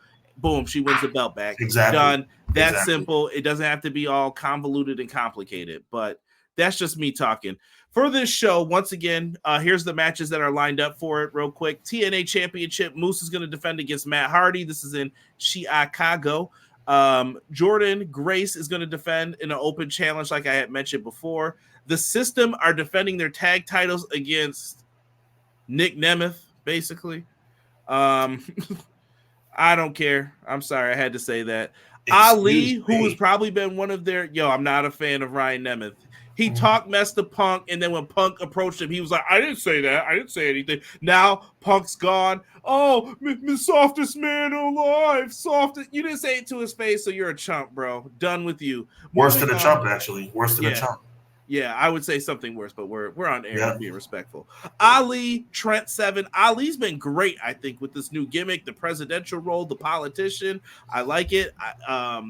It's going to be good. Mike Santana and Steve Macklin are going to team up against the Rascals. Wouldn't surprise me if the Rascals maybe help Wes Lee real quick. He's been getting jumped by Gallus. Agreed. Josh Alexander and Eric Young are teaming up against ABC. Couldn't this have been a great spot for your boy? Ethan Page. The North reunites to go against ABC. But what kind of deal or partnership are we talking here? I don't know. And Sami Callihan versus Jonathan Gresham, who is doing his new gimmick here with the octopus mask and the tights. So if you guys want to order it Friday, it's going to be on Triller, TNA Plus, Friday, June 14th, excuse me. Also, want to put this out there. Don't say I don't ever promote TNA. TNA has some shows coming up, possibly in your local area. They announced their total nonstop summer tour. Yeah, so we got that coming up. If any of these dates interest you, Chicago, Illinois, June 14th and 15th. Philadelphia, PA at the old ECW arena, June 28th to the 29th. Montreal, Quebec, Canada. It's going to be July 20th through 21st. Tampa, Florida at Florida State Fairgrounds, August 2nd and 3rd. Louisville are going to have them August 30th to 31st. And Cleveland, Ohio, September 13th and 14th. By the way, Nick Nemeth and Dolph Ziggler, we all know that Giannis Antetokounmpo's brother plays for the Bucks, right? Mm-hmm. Same thing. Hey, things happen. Trick Williams doesn't have credible threats, someone just said. At least AEW brought more eyes to TNA. I'm telling you. WWE doesn't care, bro. WWE doesn't care. WWE gave TNA the rub. We gave you a free promotion that showcased your champ in a good way. But if they had all those dates, why didn't they promote the shows on their show? Check out TNA when you guys get a chance. If WWE wanted to do the right thing, Jordan Grace will be challenging Bayley at Clash of the Castle on Saturday. If this was a real collaboration, that's what will be happening. Not having her go to face the developmental champion and lose in a basement. Montreal TNA Slammiversary is the Montreal show. Did not know that. I didn't know Dolph was doing charity work. Wow. See, Guy Will Gamble knows basketball. See, Thaddeus Nemeth. I like that. Good job, Guy Will Gamble. Good job. Joe Hendry would be at Clash at the Castle. We'll see. I see a lot of people talking. I hope that they continue the partnership, and I want me and Sean to be proven wrong on this, that they're going to let them do more. I've got a smidge of hope, so I'm going to keep it there. By the way, TNA Bound for Glory may be heading to London this year, some believe. This is from Wrestling Covers. London will be announced 6/20 and will originate from the top most visited cities in the world for the first pay-per-view TNA has ever held in this city. We'll see. Good move if it happens. International seems like the way to go lately. Yeah, they've had a good run in there. Really quickly, let's go through the Dominion show. Did you check out New Japan Dominion? No, I was kind of dealing with some stuff. So, right. Well, let's do that. New Japan's trying to go through these new things. They brought up that 10-point system. I don't know how you're feeling about this, Sean. Hashtag what 10-point system? Well, this is real. This is like business stuff with Tanahashi. He basically said, like, this is our plan moving forward. Like, it was like consolidate the titles in the next year. Okay. Let's do this. Let's find some younger guys to work with. So I don't know what this means for the Never Openweight Championship. This match we got a draw. I found out another rumor that I don't have a graphic for, but we can talk about it here in a second. Mikey Nichols and Shane Haste, the Mighty Don't Kneel. You might remember them from NXT. Got a short run in there, then they forgot about them. They became the IWGP Tag Champs in a 4-way elimination match, beating some of the best teams right now in New Japan, and Chase Owens and Kenta. And Hikuleo supposedly is gone, Sean. And you know what that's got people thinking? If his brother's left, he might be on his way to potential open door here. Yep. Oh, bloodline time. Let's go. John Moxley retained his championship over Evil in a lumberjack death match. I don't know what this was. And a challenge was made. Yes, Naito will be challenging him at Forbidden Door. I saw a lot of people crying about this already, but New Japan controls what they do with their titles. Let it rock. I'm okay with this. I don't know if it's a big deal to you or if you're like... No, it's not a big deal, but I understand. And the main event was actually Best of the Super Juniors 31. It was El Desperado versus Ishimori, Bone Soldier. I like how these two guys were featured in the main event, though. Yes, it was cool. And Despy gets the win. Rightfully so. I think he has a little momentum going. Yeah. I hope New Japan's able to continue. I'm not going to go through all the matches. There were more matches than that, but I think New Japan, like you've mentioned before, is having a little bit of a problem because they're losing a lot of their guys. So it's like kind of like they're trying to push some things together. Yeah, and I know me and Sean are speed rounding through this. We're still going to do a preview for Clash. I promised you Clash at the Castle. Real quick, though, contract talks. We're going to jump into this. I hope Ricochet... Whoa. You're jumping the gun. Oh. Let's start with Pentagon. I got a little excited there. Sorry. Pentagon, rumors that he's coming up. Sean, I wanted to ask you. Chad, I wanted to ask you. If you are Pentagon's agent, what do you tell him? Resign with AEW. Why so? Because if he doesn't, he'll join the LWO or be on NXT. Pentagon is 39. This is peak years here. If he wants to tag with Carlito on Velocity, sign with WWE. Wow. I said what I said, bro. Like, what is Velocity in 2024? The main event. If you want to tag with Carlito on the main event, meaning not the main event, meaning the show main event, then sign with WWE. Don't even joke about this, man. Yeah, he's renamed Stop Sign. He said he'll get renamed Octagon. Yeah, he'll be renamed Stop Sign because his career will be over. Just stay where you're at, bro. At least you get featured on TV from time to time. You want to go and you want to tag up with El Torito, then do what you have to do. That young man is not in the game right now in WWE. You have to stop that. He'd be a fool to sign with WWE, Conrad. A complete fool. Shout out to my guy Swaggle and El Torito wherever they are. Just trying to keep relations good here. I don't know if he will. His brother's got to play a factor in it too, right? Of course. Family's going to talk, just like family's going to talk in another contract situation. Right? Joel said he thinks Penta will be good in TNA or NXT. I don't see him going back at NXT. Yo, James. First, I would go to Mike. Mike said, I miss the Young Dragons. They were a good team in WCW. I like them. WCW, I know as bad as people make it sound, I'm sure me and Sean have our little things that we did enjoy about it a little bit. Yeah, a little. He said Penta wants a shot at that speed title. Oh, James is right. James is right. He's being sarcastic, but he's 100% right. If you sign with WWE, you're going to be wrestling on Twitter. He said he's going to be La Parka. Stop this now. Stop this. He'd be a fool to sign with WWE. He'll be the 17th member of the LWO, or he'll be wrestling on Speed or wrestling on Twitter. As Rey Mysterio looks around saying, who could I have as a tag partner? You have a whole group. Exactly. A whole group right here. Dave, are you busy?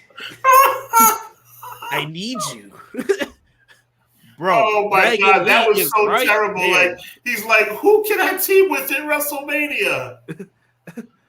Oh, there's like 8 guys in the room.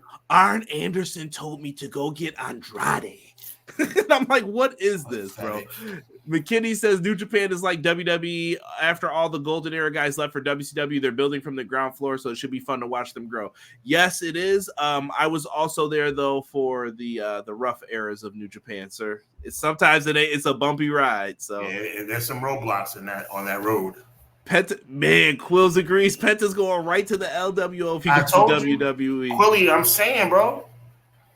They're going to say, you got one of those outfits that matches? Pentagon goes to WWE as the teacher who teaches you about shapes. Please stop. La Penta instead of La Parka. Oh, my. Oh. And the newest member of the LWO. That theme is Giant Fire, though, a little bit, though, when I hear it. Penta will turn on Ray, who hasn't turned on him yet. By the way, that is the word, by the way. I agree, Sean. Mike says, and McKinney says, Penta stays in AW. It's best for him so he can continue doing AAA and indie shows for the money. Unless he wants a speed title, like Jane was saying. Speaking of the speed we're going to give you a main event spot on Twitter. Speaking of main event spots on Twitter. Go ahead, cover it, Sean. According to PWI, Ricochet has given notice that he intends to leave WWE after his contract expires this summer. We are working to confirm this story. There's only one thing I have to say about the possibility of Ricochet deciding to leave the number one professional wrestling company in the world, and that is this.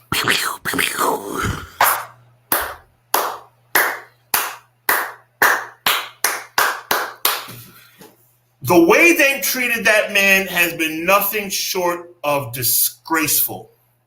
And I hope Samantha Irvin goes with him, but she'll sell out and stay. Nah, never say never, bro. She's the hottest thing. And I take the sellout thing back. I'm being facetious, but she's not going to leave. She's the hottest thing since free. She's hotter than fish grease right now. She is crushing as an announcer. But so I heard a theory earlier from another podcaster. Beat it out of Nino. Beat it out of Nino. Not a big fan of this other podcast, Sean, but I was listening to a theory about Ricochet as I was doing my research for it. Came across a clip, and I heard them say that this is all because of Gomez, BKM, and this is the reason why. And I said, I don't think that's fair. And I think me and you, and I want people in this chat to start telling people, my boys Conrad and Sean have been calling it out for 93 episodes. Yes, sir. Triple H is not doing that good of a job. He started when we started this podcast. So we can always call back to that. You've had 93 weeks to get Ricochet ready. They did that much damage to him that you couldn't repair him. You couldn't give him nothing. Except Jake Paul. Logan Paul. See, I don't know what the names are. Just, She did not Reno. You're not going to act like this man Bronnered himself. Like, you're not going to act like this dude. Yeah, I went there. You're not going to act like this guy was given all these opportunities. You say I'm a bad guy for making fun of the LWO theme, and then you make fun of Adrian Broner who just got his teeth knocked out? That's not nice. Going back to what I was saying, I'm standing on business right now with this. It's not Ricochet's fault. It is your booking's fault why this dude's leaving. Ricochet should have been showcased more special. Yes, once again, I'm going to go with this again. And he's been given intercontinental titles. The titles don't mean as much, is what I'm trying to tell people. Yes, he was the last guy before Gunther went on his long title reign. I guess that means a lot when you're like, who did Gunther take it from? Oh, yeah, Ricochet. Nobody remembers that SmackDown. No one remembers that showing. Whatever. You didn't do enough with him. This guy's amazing. And I found it funny that, like, Will Ospreay and all them were calling for him. They're, like, calling him out. Even Swerve said something about him, like, all right, you come here, I'm going to bring it. So... Can I say something that's going to really be upsetting? Go ahead. And this is I respect Ricochet. I think he's a tremendous athlete, and I think he deserves better. I want to preface what I'm saying by saying that so you know that I'm not trying to upset him or be disrespectful. In 2024, Ricochet is simply known as Samantha Irvin's boyfriend. That's sad. And I am not being funny. I am being very serious, and it's a shame. I say that with the utmost respect. He deserves way better, but correct me if I'm wrong. In 2024, he is known as Samantha Irvin's boyfriend. Should be showcased better, man. That's what I'm going to stand on and keep saying that. Let me go to the comments here. Matt says Pentagon goes to NXT to become the newest Forex exchange student to chase you. Done. Ricochet. You saw when Okada was a free agent, they had him and Chase U too with the stupid sweater on doing his motion. Ricochet leaving WWE. It's about dang time, Quill says. He says he likes the Mighty Don't Kneel's theme in WWE. I don't know why people are so hesitant to say the words, Conrad. Even you. WWE sucks. Well, I don't want to come on here and bash them all the time because what was Triple H dealt a great hand? No, but Triple H, if he's as good as everyone says that he is, he should be able to fix this. This is fixable. But I think what happened was, Sean, His NXT people, the priorities changed. The priority is Braun Breaker right now, not Ricochet. You can see it. It's just how it's being presented. 100%. Do you really have anything for him? No, this feels like Adam Copeland all over again. I'd love to keep you, but I'm not going to push you. I don't have anything for you. So let me see here. E says, so AEW getting accused of pillaging New Japan, yet mostly only took dead weight and stale wrestlers. WWE looks like it's raiding a lot of nude stables. Yeah. If you're not putting your world title on Ricochet, why should he leave? McKinney says, once you get your Ospreay match, what other high flying you want? Then what? He'll be right in the same spot. Be serious. I don't know if I agree with that, but I hear you. But if he's in AEW, he could go to New Japan. Yep. He could go do an indie show. He could go work with somebody who's, he could go to TNA. Triple H booking, I've been saying it. Penta, oh yeah, I did see him on AEW. Yeah, I'm not even repeating that. It's rough. It's rough out here. It is rough out here. It's hard out here for Penta. People are putting up the stop signs now for Penta. This has to stop, folks. And no pun intended. This has to stop. Ricochet's one of the best high flyers. He said, "Nah, fam." Penta would be dumb to sign with WWE. Y'all think I'm joking, bro? It's either three things. He's either going to be joining the LWO, he's going to be wrestling on Speed on Twitter, or he's going to NXT in a subservient role. There's only three choices. He's not going to. What would be unless they give him $10 million a year, which they're not going to do? Like, why would you leave? Here's the thing, Sean. I'm about to bring up something I had heard recently too. In WWE, right?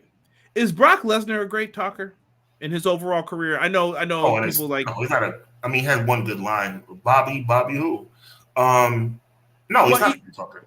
What did they do to fix that? Paul Heyman.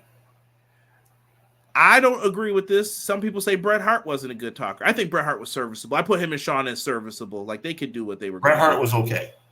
But would you not put the world title on him because he couldn't talk? I feel like that's what a lot of people say now, though. Oh, he can't talk. No world title. No world title. Why? You could have somebody talk for you. Why couldn't Ricochet? He's a once in a lifetime. I've never seen someone be able to do what he could do, and as flawless as he does it. The fact that he is being underutilized with that kind of athletic ability is a crime. You can't call this dude up for Money in the Bank every year. I would turn him heel, honestly. It would be great. That's where I thought they were going with the Ilya stuff. Like, we're going to turn him heel. Okay, let's see what he can do. But you can't call this dude up for Money in the Bank every year, Sean, like you did Matt Sydal. They're using him. They're using him. They're like, go break your body for us in this one match. Appreciate it. Yep. You're not going to win, though. Don't think you're going to win. Yeah. We're going to have somebody come out who's not in the match, Brock Lesnar, and just take the briefcase. And he's not taking any bumps. Let me see here. I'm just waiting for McKinney said, nah, fam, cap on some of it, but I don't know. I was waiting to see what it was on. And we know Ricochet's gone by this. And Andrade was not happy either. You think Andrade made a mistake now, looking back at it, Sean? Yeah. Okay. Yeah. Conrad. He's the Speed champion. Yeah. He's the Twitter champion. 3-minute matches. He left AEW for this crap? Please. Like, maybe it was for Charlotte. That's the only thing I could think of that could justify it in his head. But sometimes you make your bed, you got to lay in it. And I think some people just don't agree with the spots they're in. I don't know. I don't know what else to say about it. Let's get to Chad Gable real quick. It sounds like Chad Gable has possibly re-signed a deal, or they're coming close to terms on a new deal. Well deserved. He's turned a corner for me. Yeah. I just hope that this doesn't turn into where we were back in January, 5 months ago. Wasn't that long ago? Why are they losing on TV every week? So I hope this develops into something. And how do you think Sami Zayn feels going into this? Remember what we said about him? Everybody was like, oh, he should be more appreciative of what Triple H is doing for him. He's like, nah. Ooses, deuces. By the way, it's just me, Oos. Main event, day one-ish. Where can you get that? At Hubbard Wrestling Weekly, hwweekly.com. There you go. Check it out. They had Logan Paul clown Ricochet in front of his face with no payback. Yeah, that's sad. Ricochet being just Samantha. He didn't agree with that. You said that Ricochet. Yeah, in 2024. Okay. I'm trying to think of the last time he had a match. Relevant, exactly. It's been Logan Paul. And by the way, they had at one point they had Samantha kiss him to wake him up. Come on, bro. Come on. That's corny. Samantha kissed him and he rejuvenated himself and he got all back into the match with Braun Strowman. What? Come on, bro. Peace. The chaperone. Sami Zayn should be in the World Championship picture. I agree with that. Okay. Heyman did try to do something with Ricochet. He got cut off as soon as Vince was like, "Give me the book back. You're done. I'm tired of this." Like Tony memed on Twitter, "I don't look so bad now, right?" Yeah, that's why Tony did say that about some of it when people were complaining about Andrade's booking. We'll get there. Clash at the Castle. I'm just trying to see if I have. I'm sorry. What? At the what? Clash at the Castle. Oh, I didn't hear you. I apologize. What at the what? Clash at the Castle. We're here, baby. We're here. We're doing. I don't know. How do you feel about this, Sean? We're going into this show. We got some impressive lineups happening here. Impressive lineups. It's the Scottish Warrior pay-per-view. And nothing wrong with that, folks. I'm not saying I have no problem with Scottish people. I'm just trying to say booking is very weak. It's a pay-per-view in Scotland. Let's put all Scottish people on the pay-per-view. Awesome. Let it rock, sir. Let it rock. So, what do you think of this this women's? Belair and Jade win. Nobody cares. Oh, he's so serious, folks. He's so serious about this. Let's move on to the next match. How do you feel about Bayley wins? Nobody cares. We don't know if these are facts yet either. Bayley wins. Nobody cares. Let's get into the Intercontinental Championship. Oh, by the way, hold on. Let me get my predictions. I care about this. I'm copying that. I'm going to copy this one as well. And then we'll get to the Intercontinental Championship match here. All right. Here's something that actually could be entertaining. Conrad, you go first. I think they have to give this championship to Chad. Like, I hope that's part of what his negotiations were. I don't see why, but I also think that you could get the big Otis thing out of the way. Like, you could get the payoff for it after this or for it. Something different would be Otis turns and accepts what Gable's been saying. You're right. I don't think it goes that way. You're right. It would be pretty cool, but I don't. I just said it would be different. Yeah, it would be different. I think Chad actually loses because of Otis. I think they pulled a string about Otis coming and seeing the light at this pay-per-view. Yeah. I think so. Let me see here. I see people talking about Shorty G in the chat. Please don't remind me of that stuff. I'm like I said, I'm gonna stick with Chad Gable winning this. Where does Sammy go after this, though? Hopefully home. No, Sammy. I don't know, dude. Like, him being Intercontinental Champion always didn't really sit well with me, so I don't know what happens from there. Well, you were the lone wolf on that too. You were like, "Nah, I'm not feeling this." But I'm not. Apparently, Sammy wasn't either. He was like, "All right," you know what I mean? He's a great athlete. I respect him. I think he loses the Clash, and I think he goes back to being a mid-carder again until he joins up with the Usos and Roman. Hopefully, world champion Jey Uso. I'm just looking at comments real quick. Or Mr. Money in the Bank, Jey Uso. McKinney says that was Christmas fan. Ricochet was just winning against Ivar and beat JD McFunko this year. Then Braun showed up. But what does that mean, though? Against those guys, you know what I mean? I don't know. It doesn't mean much. Tag champs win. I wish you could feature the other tag titles on these shows. What? Come on now.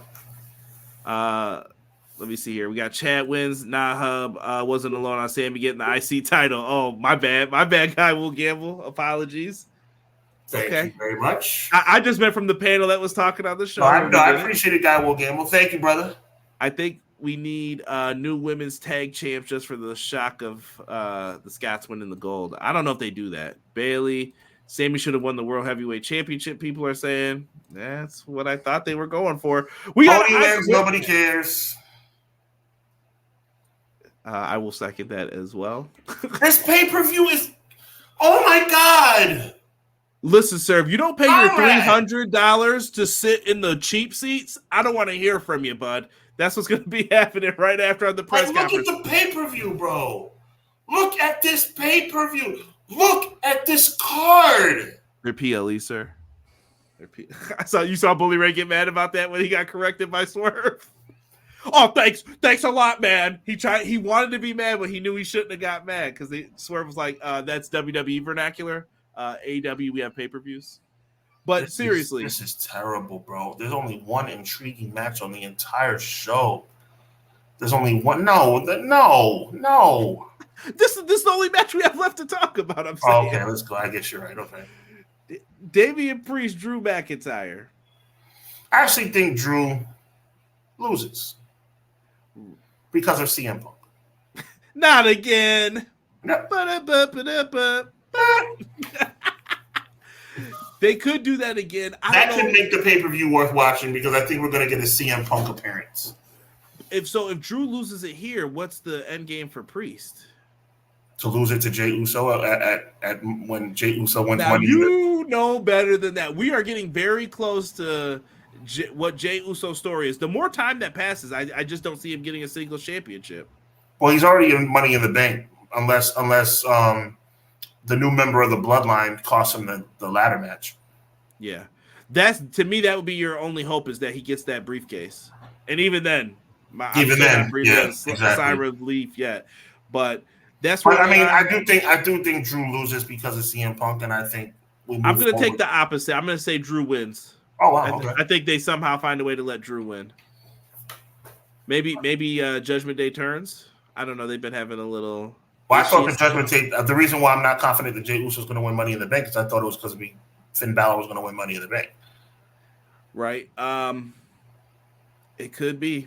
It could be. Like I said, if Jey Uso doesn't get it by the time they start doing this new bloodline feud, Jay's going to be reunited with his partner, and it's over. Sadly. Cody wins. By the way, they're breaking up the SmackDown Tag Champs. You notice that? That's why I advocated for that not to happen where they de-unified the belts. Just saying. No, me and Sean taking victory laps today. I'm sorry. Hopefully Chad wins. Guy Will Gamble said this PLE looks buns. It does, bro. This is terrible stuff, man. Bully said he wasn't bugged. Yes, he was. He was tight. Drew wins, and Gunther ends him. So you're thinking Gunther gets it because Gunther will be world champion at SummerSlam. You can book that right now. So you're saying he's beating Drew. Done deal. Gunther, you know what? I'm predicting right now, Gunther will be world champion at SummerSlam. I'm taking this back, I think. Punk and Drew don't need the title. They really don't to do their feud. Why I'm switching. I'm changing my tune right now. I'm taking Damian Priest to win. It makes more sense that way. It makes more sense. Do you think I just spit stuff just to... There's only one thing I talk about irrationally, and that's Jey Uso. Everything else, I'm very rational. Yes, this looks like poop on paper. Jeez Louise. It does, man. It does. This pay-per-view is hot. Thank God. TrillerTV.com. Go and order. I think it's available. Talk for me for 5 seconds so I can make sure. Right. They could order TNA. They could order AAA. They could order. Give me one second. I just want to make sure one thing before I say it out loud because I don't want to screw it up. Because if I screw it up, I don't want to be called out for screwing something up. And I would have screwed it up, so I'm going to keep my mouth shut. But thank God for TNA on Friday night. Go to Triller.tv or Triller TV and order that pay-per-view. Because that pay-per-view, they're going to have matches where you don't know who's going to win. From the time they get announced. It's You know what happened when AJ Styles hit Cody Rhodes with that clothesline on SmackDown 2 weeks ago? something phenomenal. Shut up. What happened was, as soon as AJ Styles' forearm and bicep hit Cody Rhodes' face, it was Clash at the Castle, AJ versus Cody. Cody wins. Right then. They could have announced AJ and the OC versus Cody for the championship. Whoever gets the pin wins. Cody Rhodes is winning this match. Right then. Bro. Right then. Do you know what happened when Piper Niven did the splash on Bayley and attacked her out of nowhere? Right when she leapt into the air 2 weeks ago on SmackDown, Bayley, it was Piper Niven versus Bayley, Clash of the Castle, Bayley wins. Immediately, right on the spot, as soon as it happened. The pay-per-view doesn't even have to happen now. We know what's going to. Do you know what happened when I saw Shayna Baszler and Zoe Stark? Oh, goodness. Attack Bianca Belair and Jade Cargill. Jade Cargill, Bianca Belair retain the titles. This pay-per-view has been over since it got announced. When Triple H said, we're going to Glass Cow, pay-per-view was over. Let's go straight to the press conference afterwards, where we see Bayley with the title, that stupid thing where she's putting the title on the podium, and she says, I'm so happy that I got through Piper Niven. Piper Niven was such a hard challenger. Piper Niven is barely on television. All of a sudden, Chelsea Green has in-ring promos? What the hell's going on here? SmackDown's weak, bro. Listen, when Cody was in the parking lot, the OC came out, bro. I wanted Cody to be like, who are you? Who are you? Are you on TV? I'm not worried about you. Who cares about Anderson and Gallows fighting them? When's the last time you wrestled on SmackDown, bro? Like, what? You know what? I'm not done. I need 5 more minutes, damn it, because I'm pissed. Yeah, I need 5 more minutes. I'm going to pull this up. Clash right looks like a raw B. People will defend this until the cows come home. Get your Lon milk. No, let's get this out the way right now. The Clash at the Castle. We're going to go down the perimeter card one more time. There are 5 matches announced for this card. 2 are matches that could go either way. 2 out of the 5. 2. We're not 100% sure about Sami Zayn versus Gable. We're not 100% sure about Damian Priest versus Drew McIntyre. Everything else, Bianca and Jade Cargill will remain the women's tag team champions. Cody Rhodes will remain the undisputed WWE champion. Bayley will remain the WWE women's champion. It's over. Shut it down. Turn off the lights. Man, McKinney and E are like, yo, it feels like listening to 2 people on 2 opposite sides go. This card may look like buns, but each match will get time to breathe and give fans the roller coaster ride of emotions instead of a 5-hour nod fest of matches. A roller coaster? What's a roller coaster is not a roller coaster if you go in a straight line.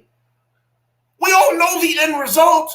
Is Piper Niven, you know what, let me say it out loud for the people in the back. Piper Niven, the new WWE Women's Champion.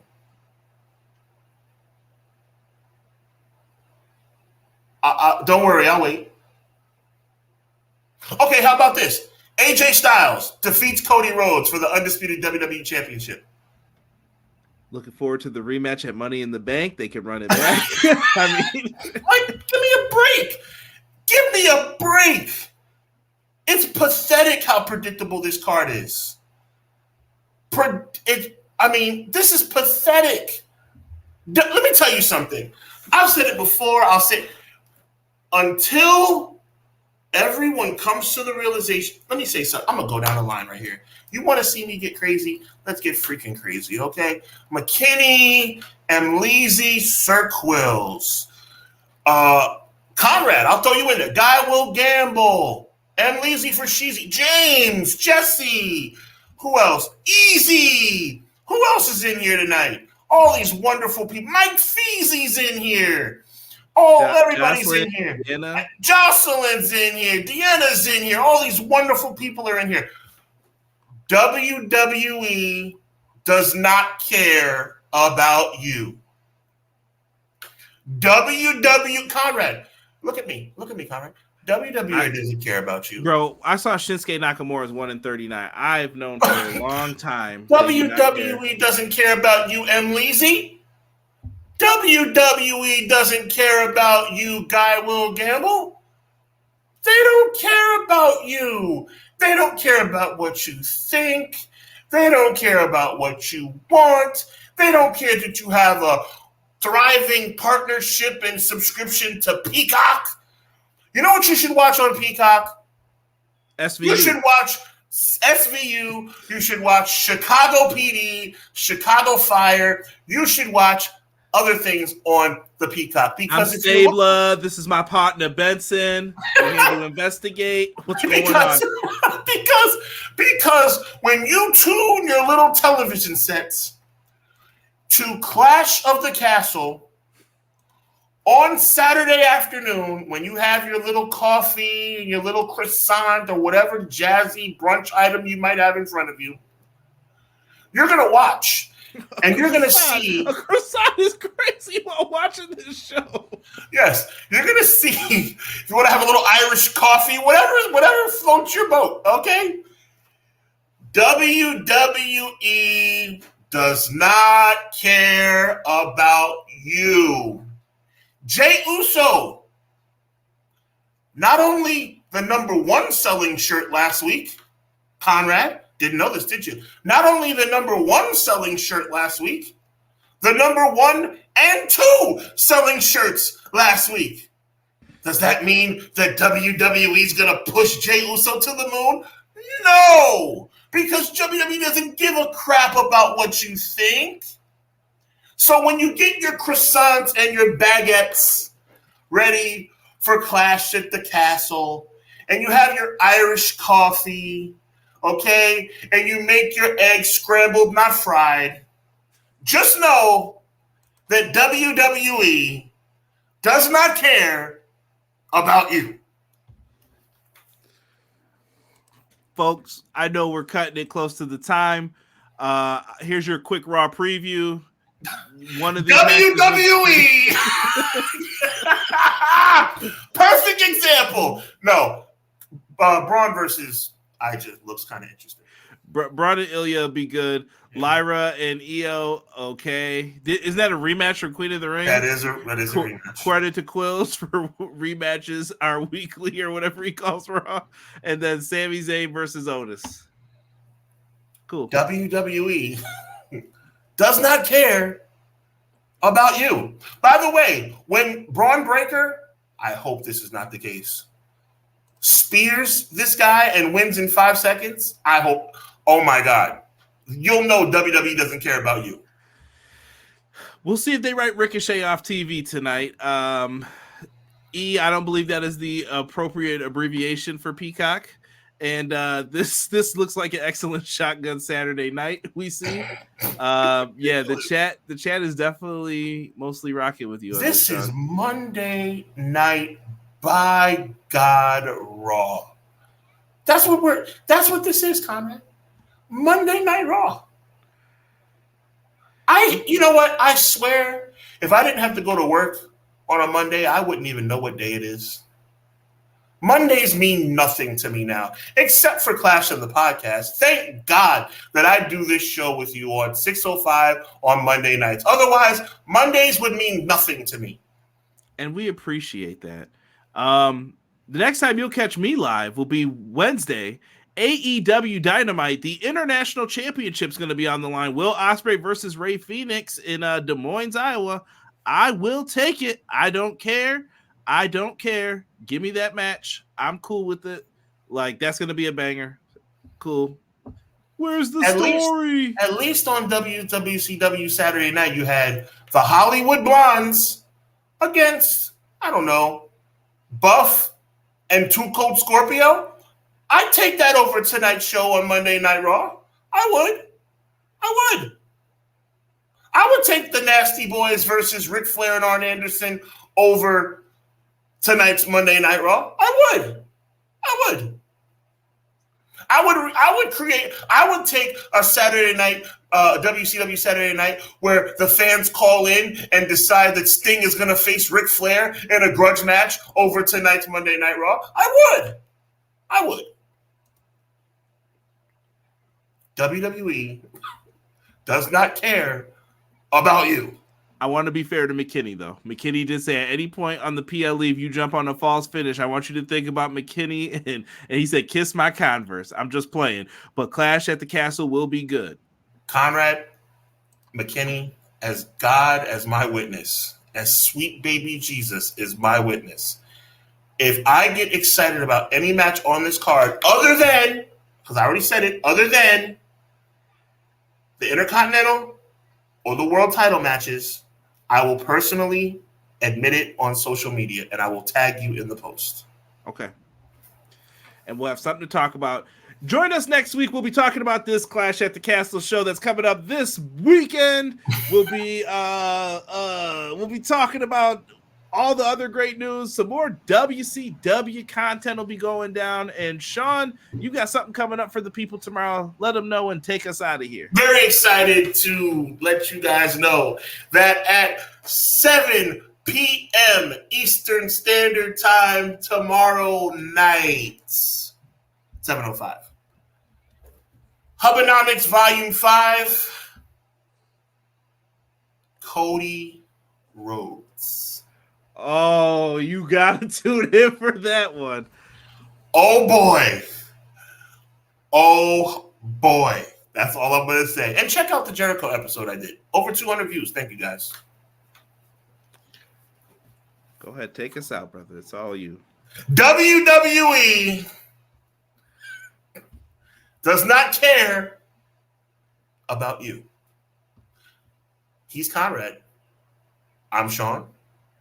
Wednesday night, 10 p.m. My guy Derek and Conrad will bringing you AEW Dynamite review show, the best in the business on a Wednesday night. Tomorrow, like I said, 7:05 Eastern. Make sure you tune into my channel to check out the one and only Hubbonomics miniseries.